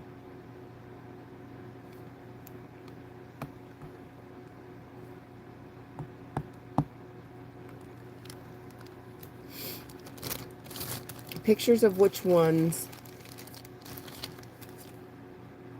and then large size of Scientology is a cult. Visit sptv.space to learn more. But just giant size ones. Drug vests to put my stickers on. Interesting. Keith. The business cards. They should be up on my Dropbox. if I'm not mistaken, I think not all the stickers, no.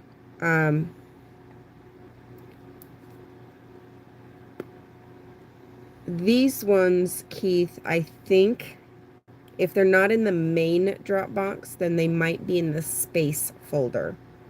I can't remember where I put them, but they are in the Dropbox.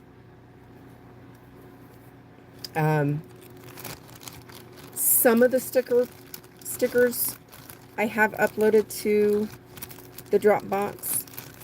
Some of these specialty cut ones, not everybody has.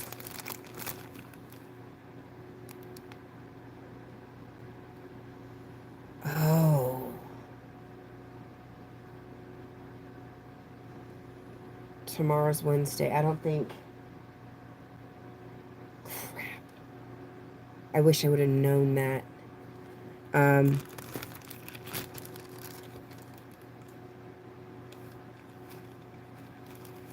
Because I also have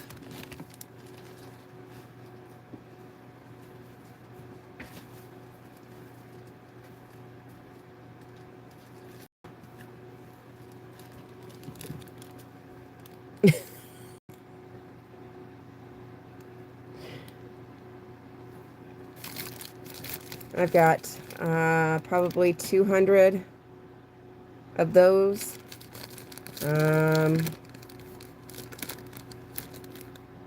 Probably about 300 of the QR code cards. And probably about 200 of the foundation cards. I wish I would have known.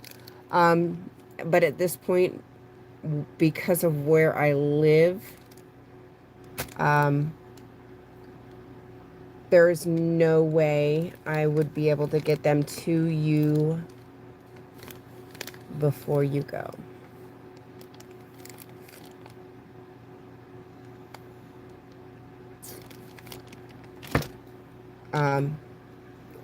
Snail mail, regular snail mail from here to Florida takes 7 days.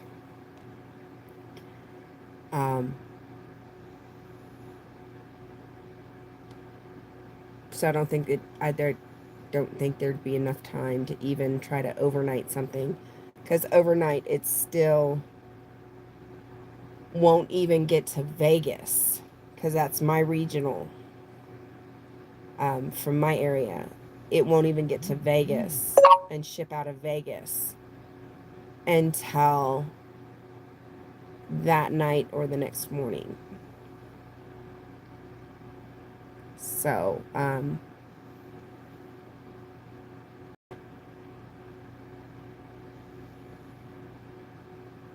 crap. Because I already have them printed out. I already have them.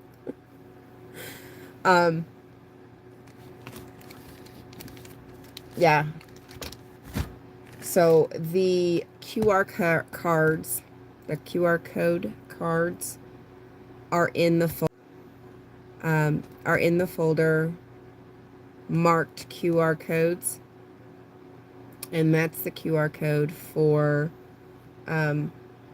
both the space site and the foundation site. And then, like I said,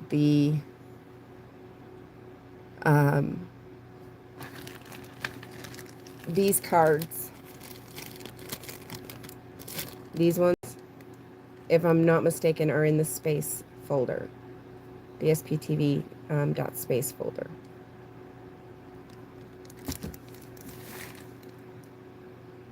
Okay.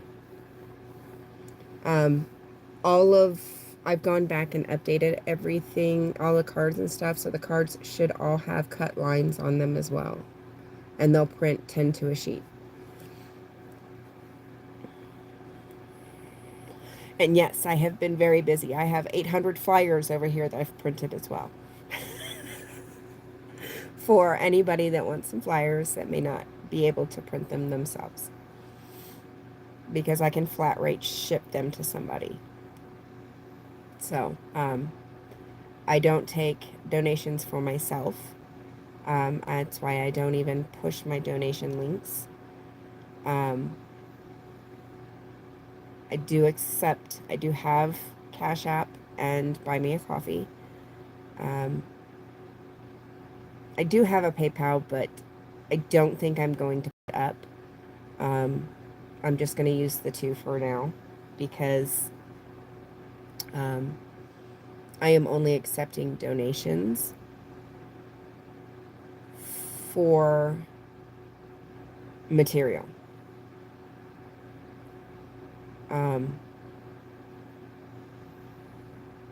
So and that's just to help offset some of the cost. It's 50-60 bucks a case of paper.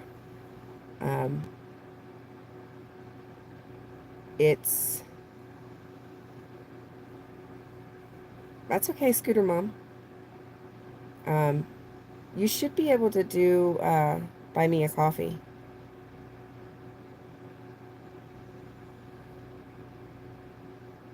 Because I think that's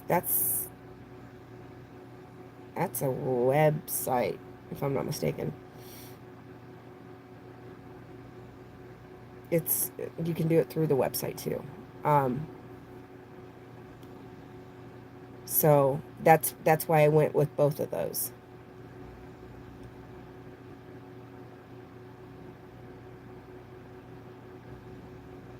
Yeah, Keith, that might be a good idea. Yeah, it's in my link tree. I also do have a small wish list. Just because people were wanting, if you want to help with materials with not cash, there's that option as well. And then a few things for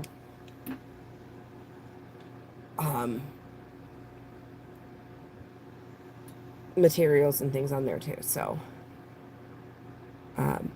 but I am not using any of the donations that have come in for anything outside of replacement of materials, and shipping costs, just to help offset some of that cost. Because I have a whole bunch of stuff over here that I need to get shipped out to people, and I have just not had the time to actually get it done. So it's just going to be a massive ship out day when I finally do get to it. So, yeah, eventually I will get it done. I just have not gotten it done yet. So, I will eventually. But I'm trying to kind of have things, and have the option for those that may not be able to afford it. The stickers is one thing that is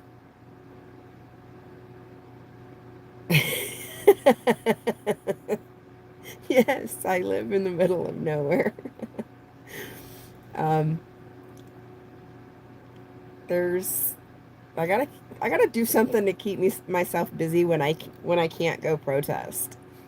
Okay, you gotta have something to keep me busy.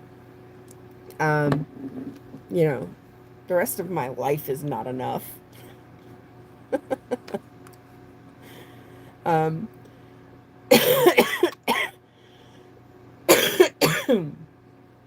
have something.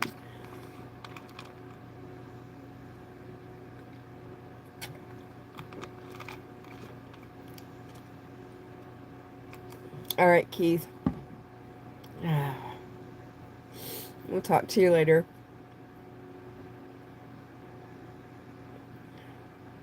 Yeah, I gotta have something to keep myself busy, keep myself sane.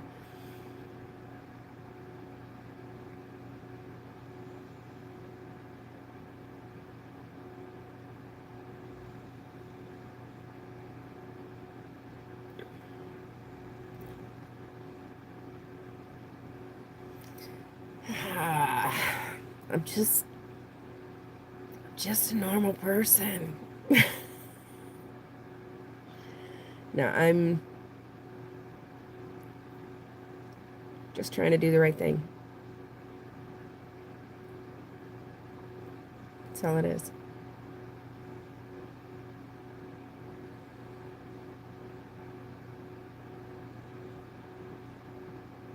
Just trying to do what I hope somebody else would do for me if the roles were reversed.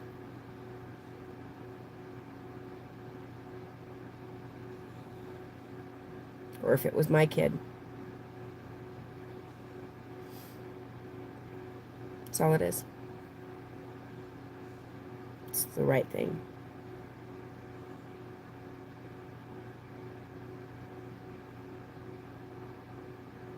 It's something that I've wanted to be able to do for a long time. And I am in a position that I can finally do it.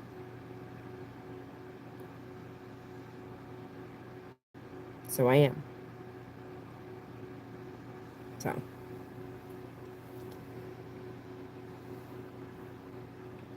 There's nothing special about that.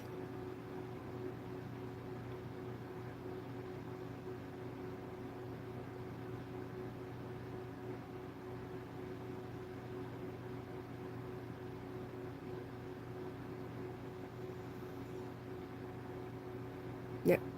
Just a normal person trying to do the right thing.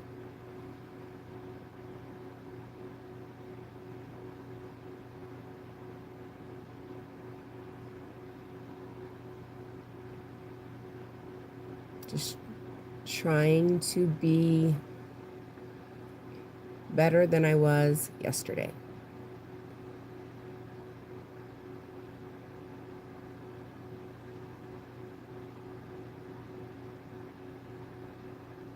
That's all it is.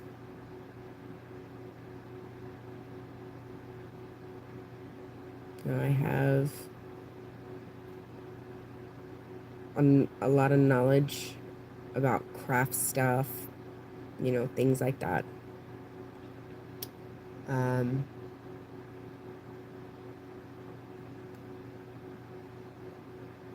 not a graphic designer by any sense of the word.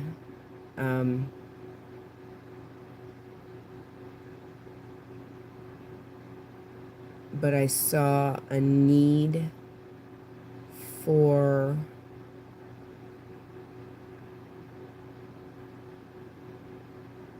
flyers and little handouts and informationals,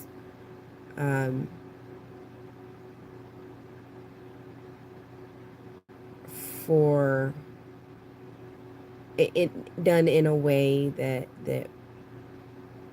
even though who are not very those who are not super computer literate can easily access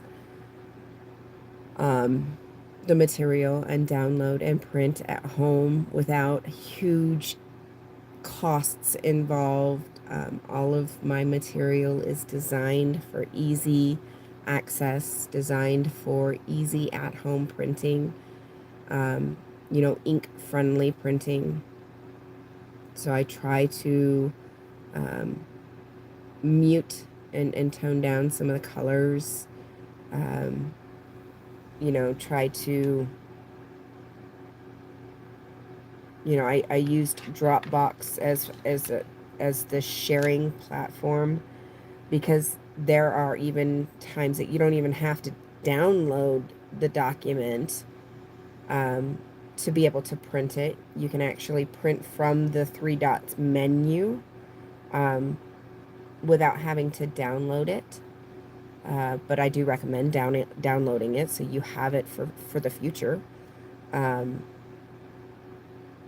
I've never asked for any, you know, payments, you know, anything like that for use of my documents, and I never will. I don't even ask for people to sub to my page or to my channel to access, and I never will. And once Fluffer and Xenews chose to create the link um, at the top of the page on the space site. Once they added that to my community page, and then that then became a big source, instead of just word of mouth. It was then, there, and everybody was going to my Dropbox.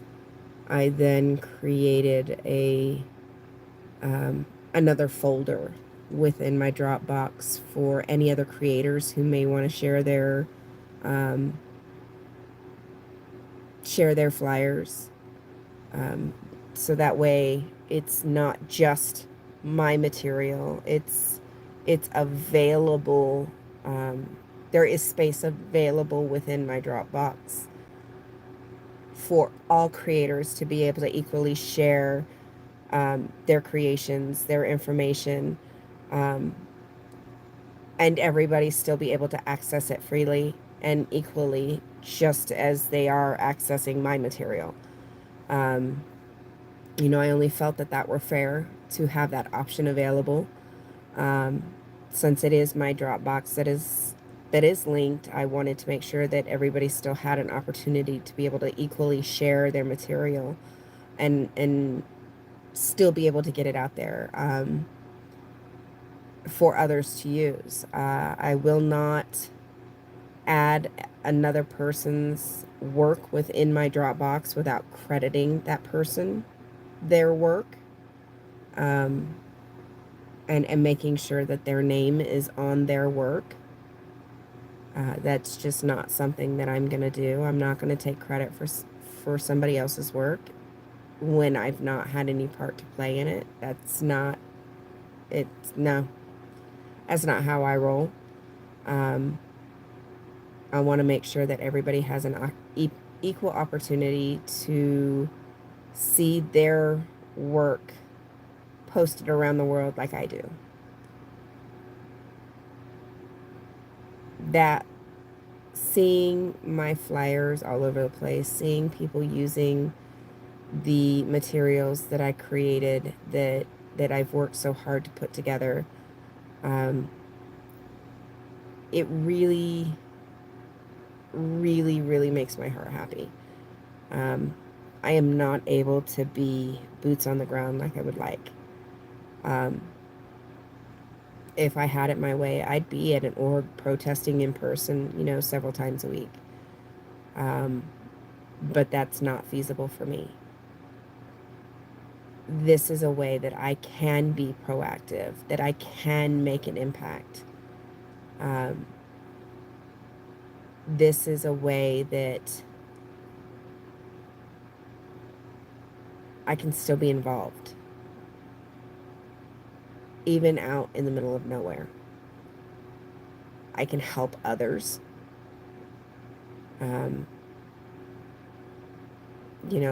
People, I tell people all the time, if there's something specific you need in a flyer, you let me know, and, I can put it together for you. I want to make sure that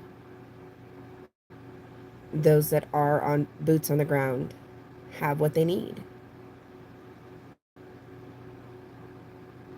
And that's kind of where I've kind of put the majority of my energy, just because I can't make that 250-mile drive to Vegas as often. I just can't. We have schedules that don't permit that. We have kids. We have a life here in the middle of nowhere. It's not something that we can drop and just run whenever we want. and it gets expensive. Gas is expensive.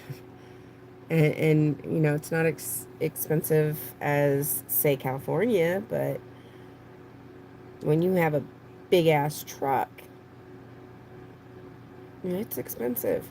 And you're driving 250 miles one way. It can get expensive fast. So, yeah, this was the way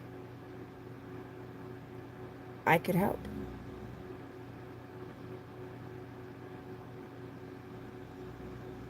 This is how I could help.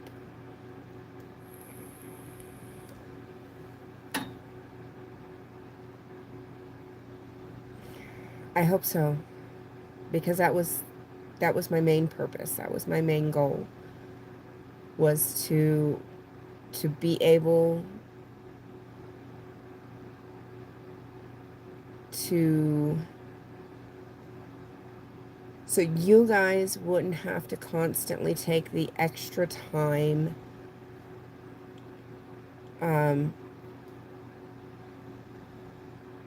always having to create from scratch if you didn't have to.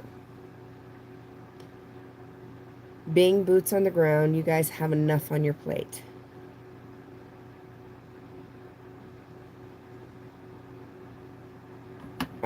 This one is media. I am in rural Nevada right now.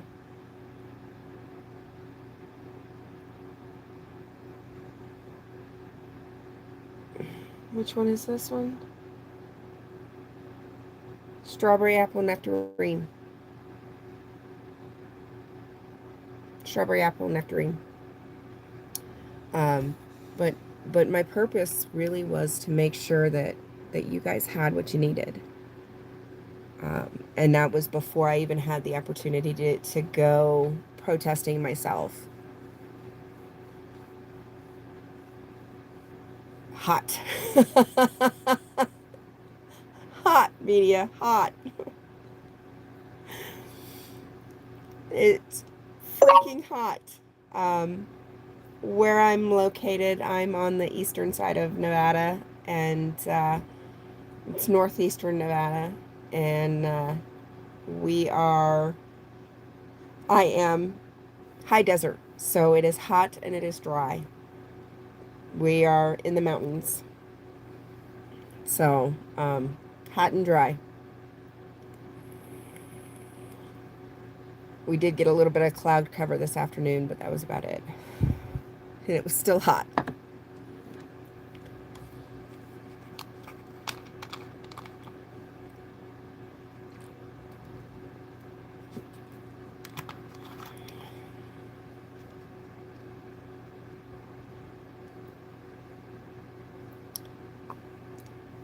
Oh, yeah. See, I grew up in... Dadgummit, it bounced out of the trash can. I grew up in Florida. So, oh yeah, I'm good. I will pass on the humid. Good. Um, I grew up in Florida, not far from Clearwater and Tampa. So, I'm good on beaches. I'm good. Um, I'd rather go play in the mountains. No offense, you know.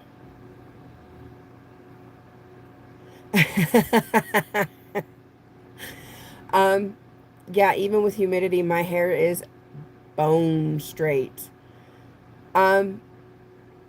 So how many do I personally own, or how many dogs think they belong to me? Because that's two entirely different questions and answers. Neither. I watch YouTube. I personally own two. One of them is my service dog. She's a big old pit.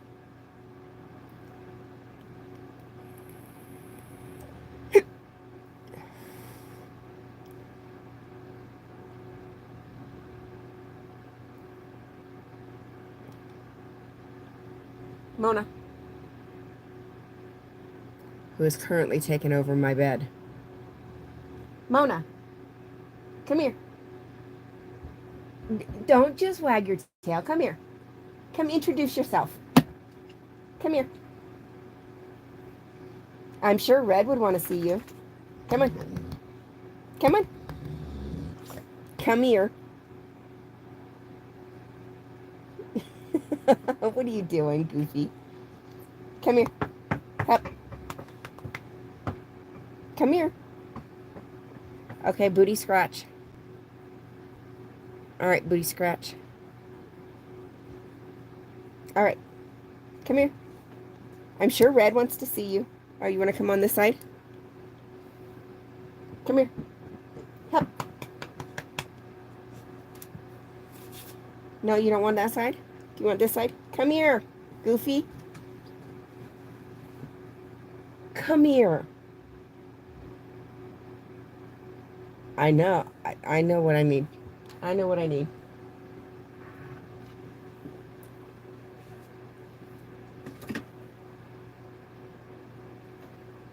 Mama.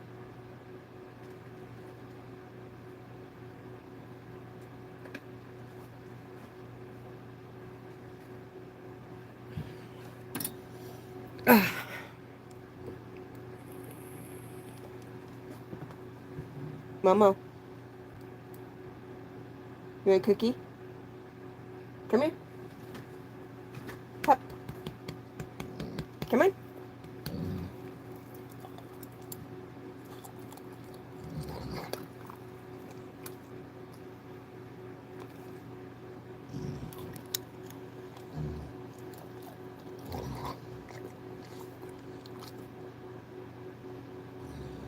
You gonna say hi?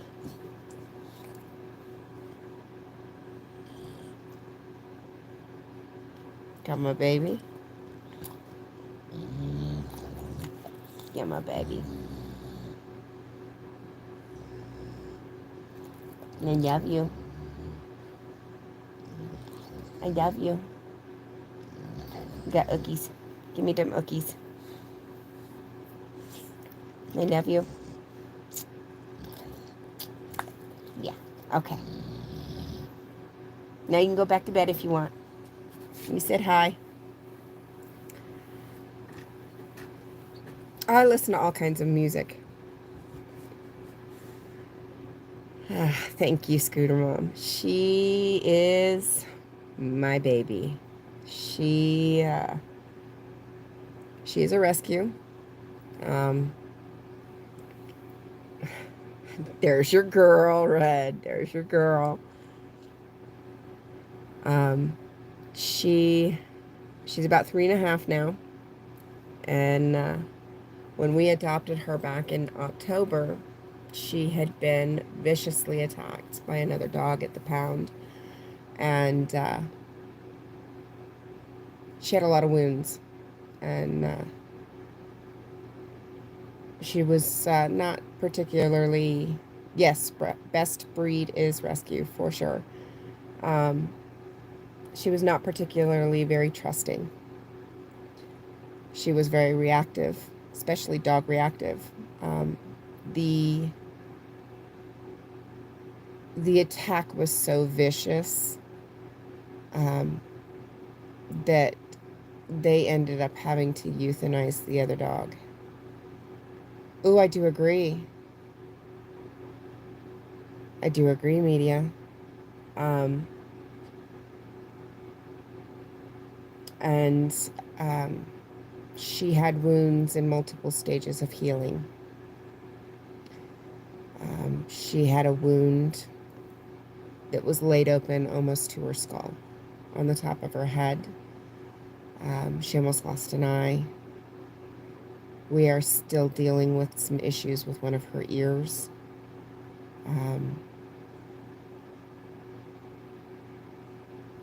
it was significant wounds, and she's come a very long way in the time that I've had her. But also within the first 6 weeks of adopting her, or even not even adopting her, but in the first 6 weeks of having her, the first month being foster, she actually saved me from falling at home twice, which is almost unheard of. Even though we actually did foster her to begin with on the potential of using her for service for me. It is almost unheard of to have. It can take up to 2 years to fully train a service dog. My doctor signed off on her in 6 weeks. The first several months, nobody else. Are you getting in bed? Are you just going to stretch out on the floor? Okay. No, you. Okay.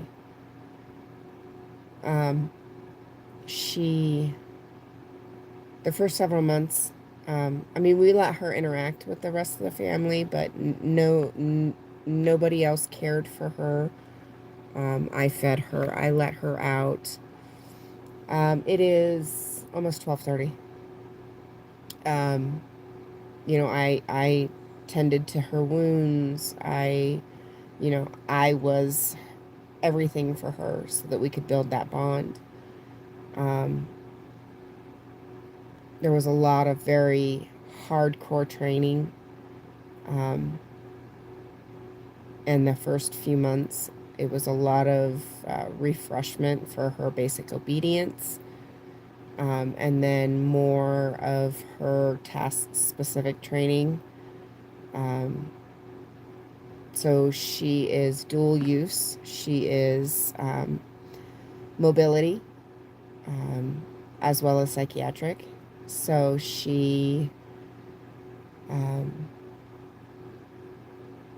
I have joint hypermobility syndrome. So I don't have great balance.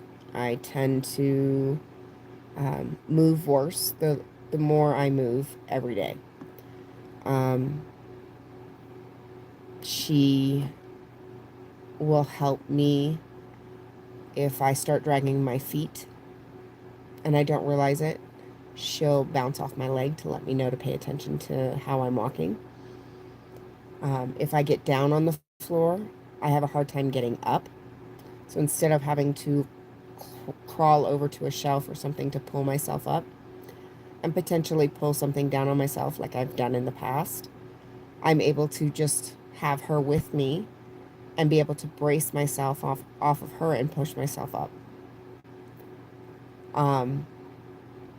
She also performs stress and anxiety response and crowd control. I have a hard time with people coming up behind me, especially people I don't know. I have a hard time standing in line with people behind me. I have a hard time dealing with crowds and groups. So she will, if I'm standing in line, she'll stand behind me. If I have to stand with my back to like a busy store or something like that, she will stand behind me to keep people a little bit further back, to make me feel a little bit more comfortable, a little bit more relaxed. If I start to panic, she will perform deep pressure therapy. DPT actually is scientifically proven to help to reset the body from fight or flight into rest and relax. So she will alert and then perform DPT to help me be able to be more independent. Because for years I never went anywhere by myself. I was always with my children or my husband. The only place you would ever see me alone would be at my shop, which my shop is intentionally set up in a way where it limits how many people can come into the lobby at one time.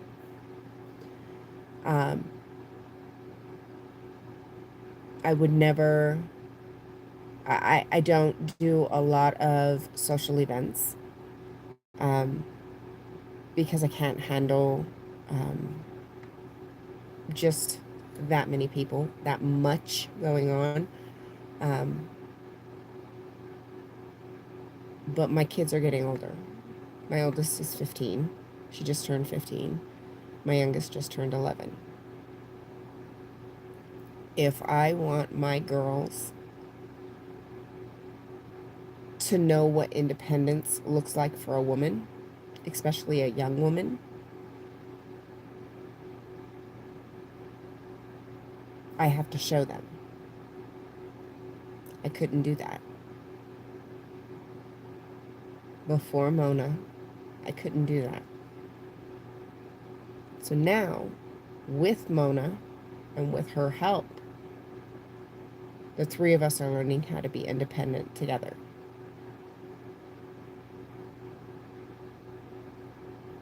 Because I've never been able to do that before. Not comfortably. Now I can. And I can do it safely. That's been the change. That has been the improvement that she has brought to my life.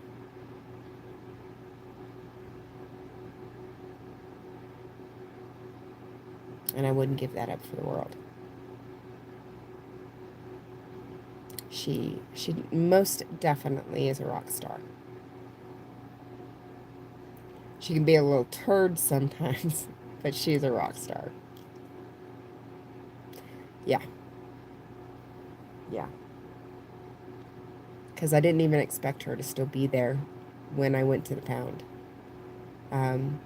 Sadly, our shelter is the only animal shelter in White Pine County. And it is a kill shelter. We do have an organization locally that rehomes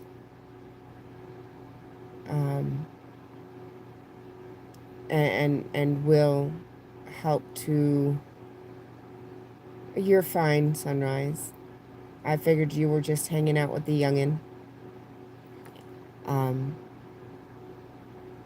It's Bristlecone Animal Aid and Rescue Express, Barks. Barks helps to pull animals from our shelter and helps to rehome, foster, and even potentially relocate to other no-kill shelters within the state of Nevada. They also held a pet food pantry for those who run into,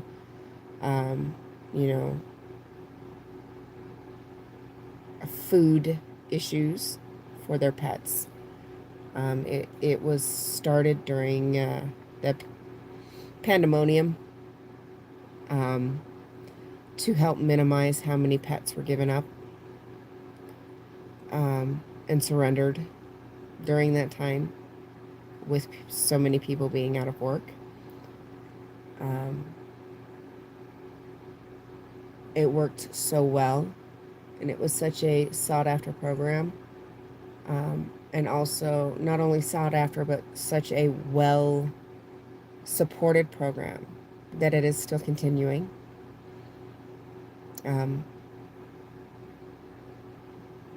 Barks works really hard to pull as many animals from our shelter as possible, but it's not always possible to pull every animal. So Mona had actually been in our local shelter for 6 to 8 weeks before she came home with me.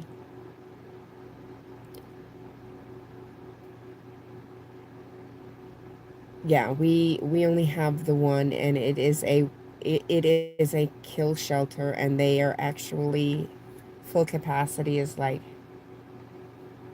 8 dogs, 6 dogs, something like that, 8 dogs. It's not very many at all.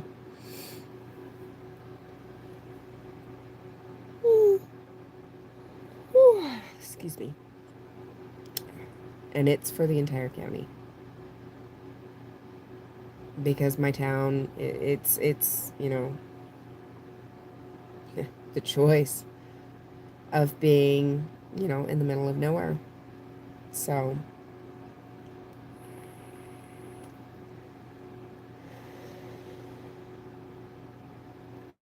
yeah, that's where Barks comes in. I know the woman and her husband that operate the program. I've known her for years. I've known her for over 20 years.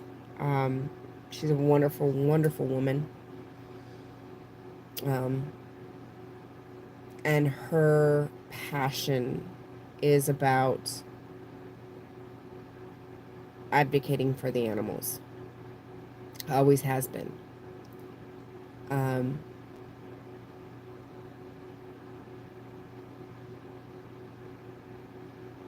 So if you ever look at my wish list, there's a few things on there for donations to Barks, to that program.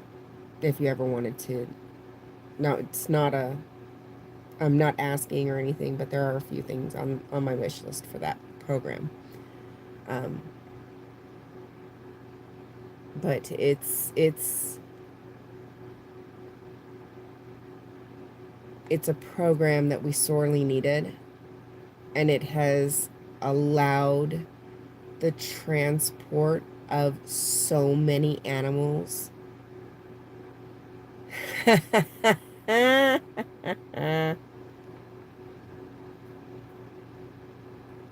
Boob jitsu.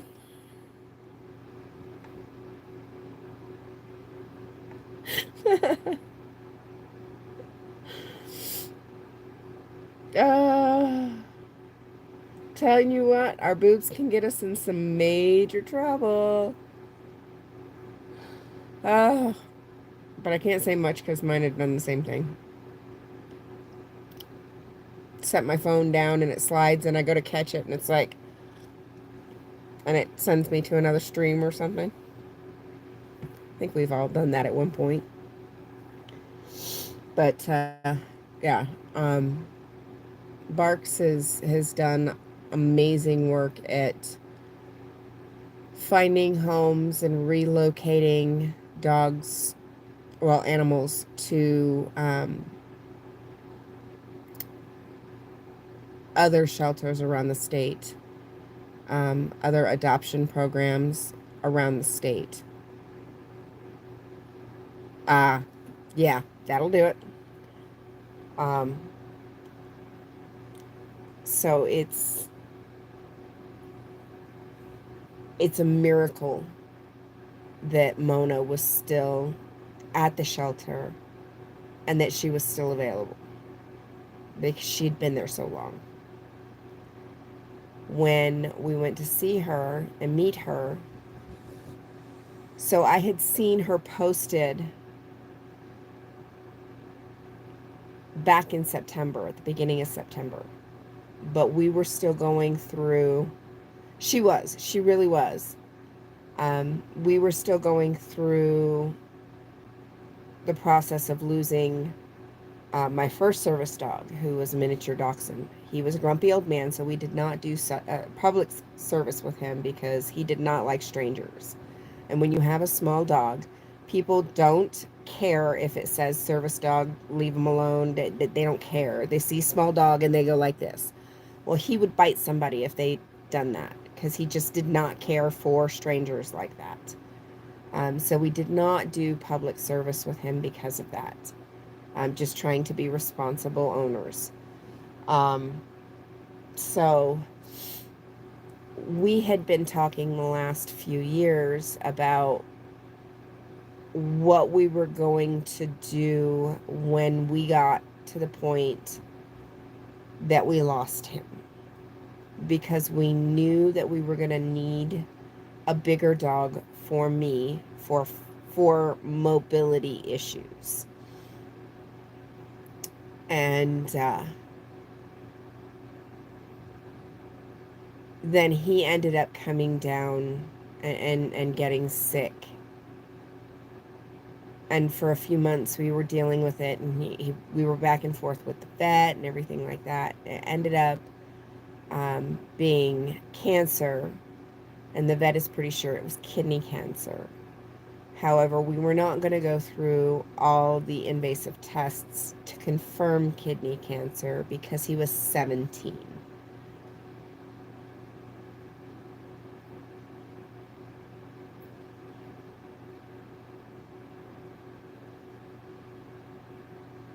Yeah.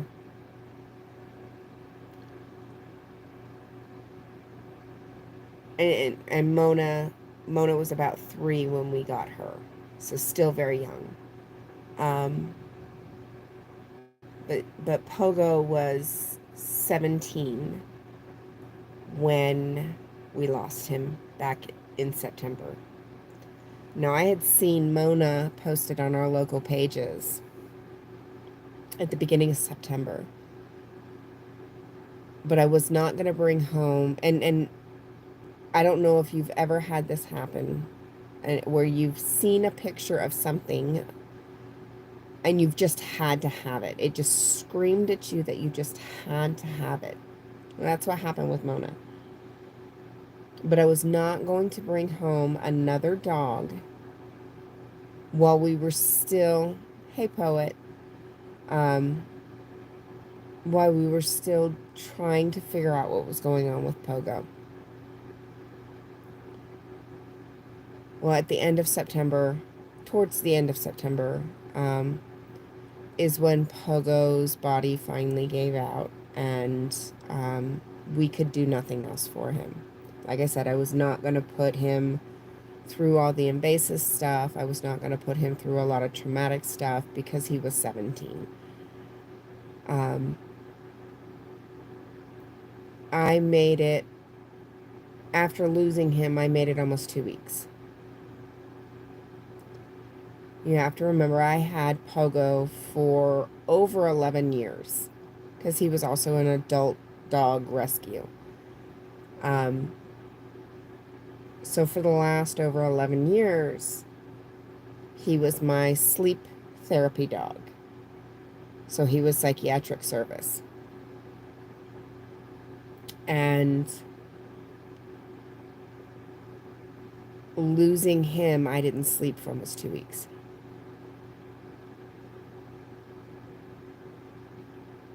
Which was not good.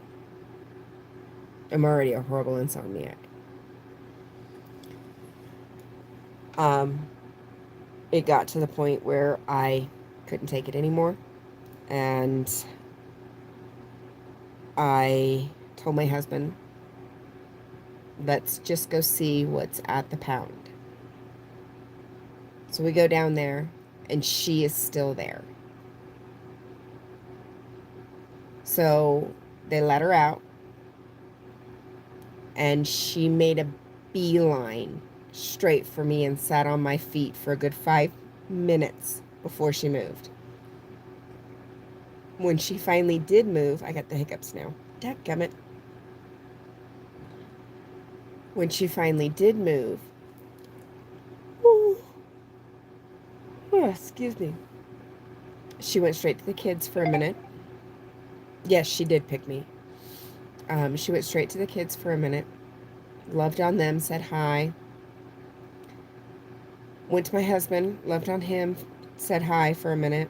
made a lap around all the runs to say hi to all the other dogs, and then came straight, like, beeline,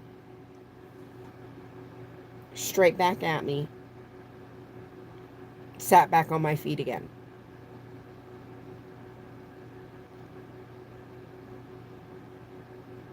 Yep.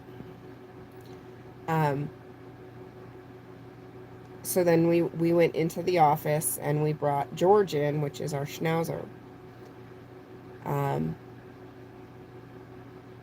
And we wanted to do an introduction to see how they handled each other, how they did together. Yeah, that's exactly what she said. You're my person. And they did really well during the introduction. I was very upfront with the staff that there was a possibility that this may not work because we were in the market for the potential of a service dog. And adopting out of a shelter, while is a good idea, can sometimes make it harder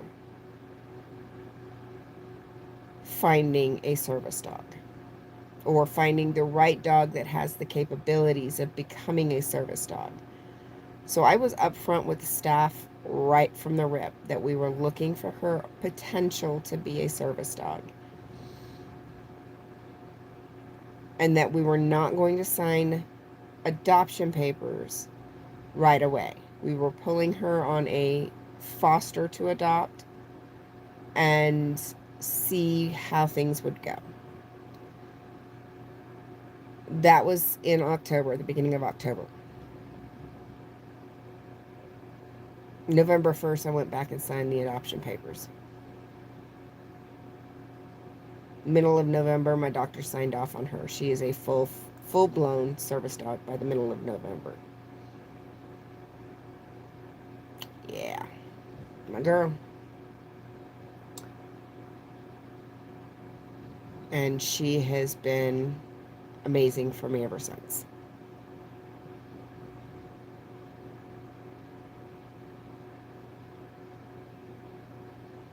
She is definitely mama's girl. She's a very smart girl. Yes. Very smart girl. Hummo. Brian's here. Do you want to come say hi to Brian? Come here. Come here. Come here. Come here. Oh, that's a big stretch. Oh my goodness, look at that stretch. Come here. Goofy. Come here. Come here. Come here. Up. I know it's late. Come here. Momo. Hey. Well, at least she's leaning against me.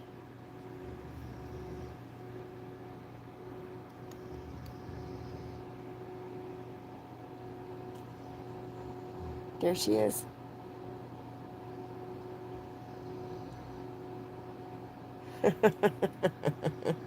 She's such a boob. She says, it's late, Mama. I don't want to get up. Brian says hi, and so does Sunrise. They say hi. They're my girl. Look at Uki's eyes. Huh, Uki's eyes. Yeah. Now my girl.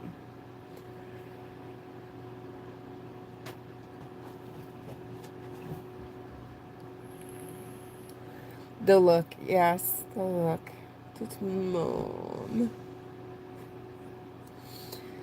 All right, it's 1:45, and I do have to work tomorrow, and I'm still trying to recover, so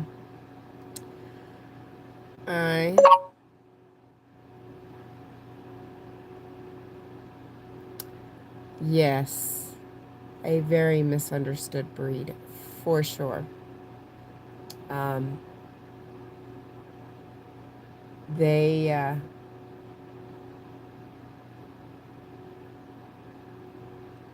a big reason and a big part of why they're misunderstood is because they are so powerful. And quite stubborn. It's just typical for the breed. A lot of people don't know how to handle that in training. So when you have a stubborn and powerful, strong dog, and a lack of understanding that with training, you can train badly. Does that make sense? Luckily, I understand the breed. And I have a way with stubborn dogs. Don't ask me why. I just do. Yes, pitties are, same with rots, yes. Pitties are very goofy. They're a very funny breed. They are very funny. So, but I must go ahead and call it a night. I am exhausted. I'm starting to look funny now. Or at least looking funny to myself. So, oh yeah. Oh yeah. They definitely are goofballs for sure. But it's just, they're just like,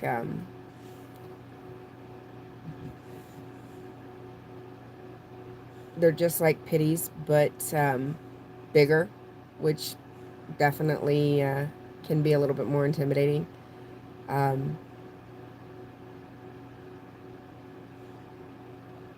But pitties are definitely one of my favorite breeds, for sure. The strength is what I was needing, so we knew we were going to be getting a strong breed when we lost Pogo, and we're looking for a bigger dog for me. We knew it was probably going to be a pitty or pitty mix, just for the strength needs that I was going to need for the mobility part of things. So, I'm going to try to get a good sleep for sure. And you are very welcome. I'm thoroughly enjoying myself on these late night chats. It's something I think the community has needed to just kind of distract. And that's kind of why I've done this, to just kind of give that distraction. Crafting is always a good distraction. I have definitely missed you guys this week since I've been sick. So I am most certainly glad to be back.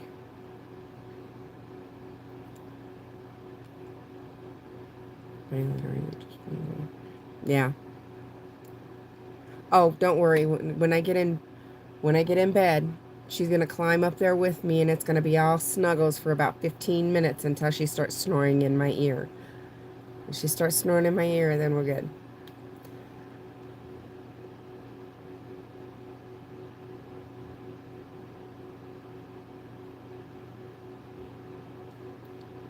Good night, Red. Thanks, Sunrise. Yeah, I've definitely felt the lack of not seeing and hanging out with you guys. I kind of got used to coming on and hanging out with you guys, and then getting sick. It's definitely felt weird not getting on at night like this with you guys. So I'm glad to be back. Give me a couple more days, and I'm sure I will be back to tip-top shape. So, all right, guys. I will talk to you guys later. I'm going to go pop these chompers out. Yeah, I figured that's what you were talking about. I'm going to go pop these chompers out. And I'm going to go toothless. It's time to go to bed. Love you all.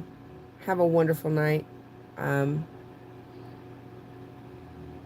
I don't know if I'll be on tomorrow night. We've got the last of the last window getting installed tomorrow, late tomorrow, because they have to go do the other jobs and then come back to finish that last window. So I don't know if I'll be on tomorrow night. We'll have to wait and see. But until next time, have a wonderful night. Spread a little bit more positivity. That's what we can do. Just try to be more positive. Love you all.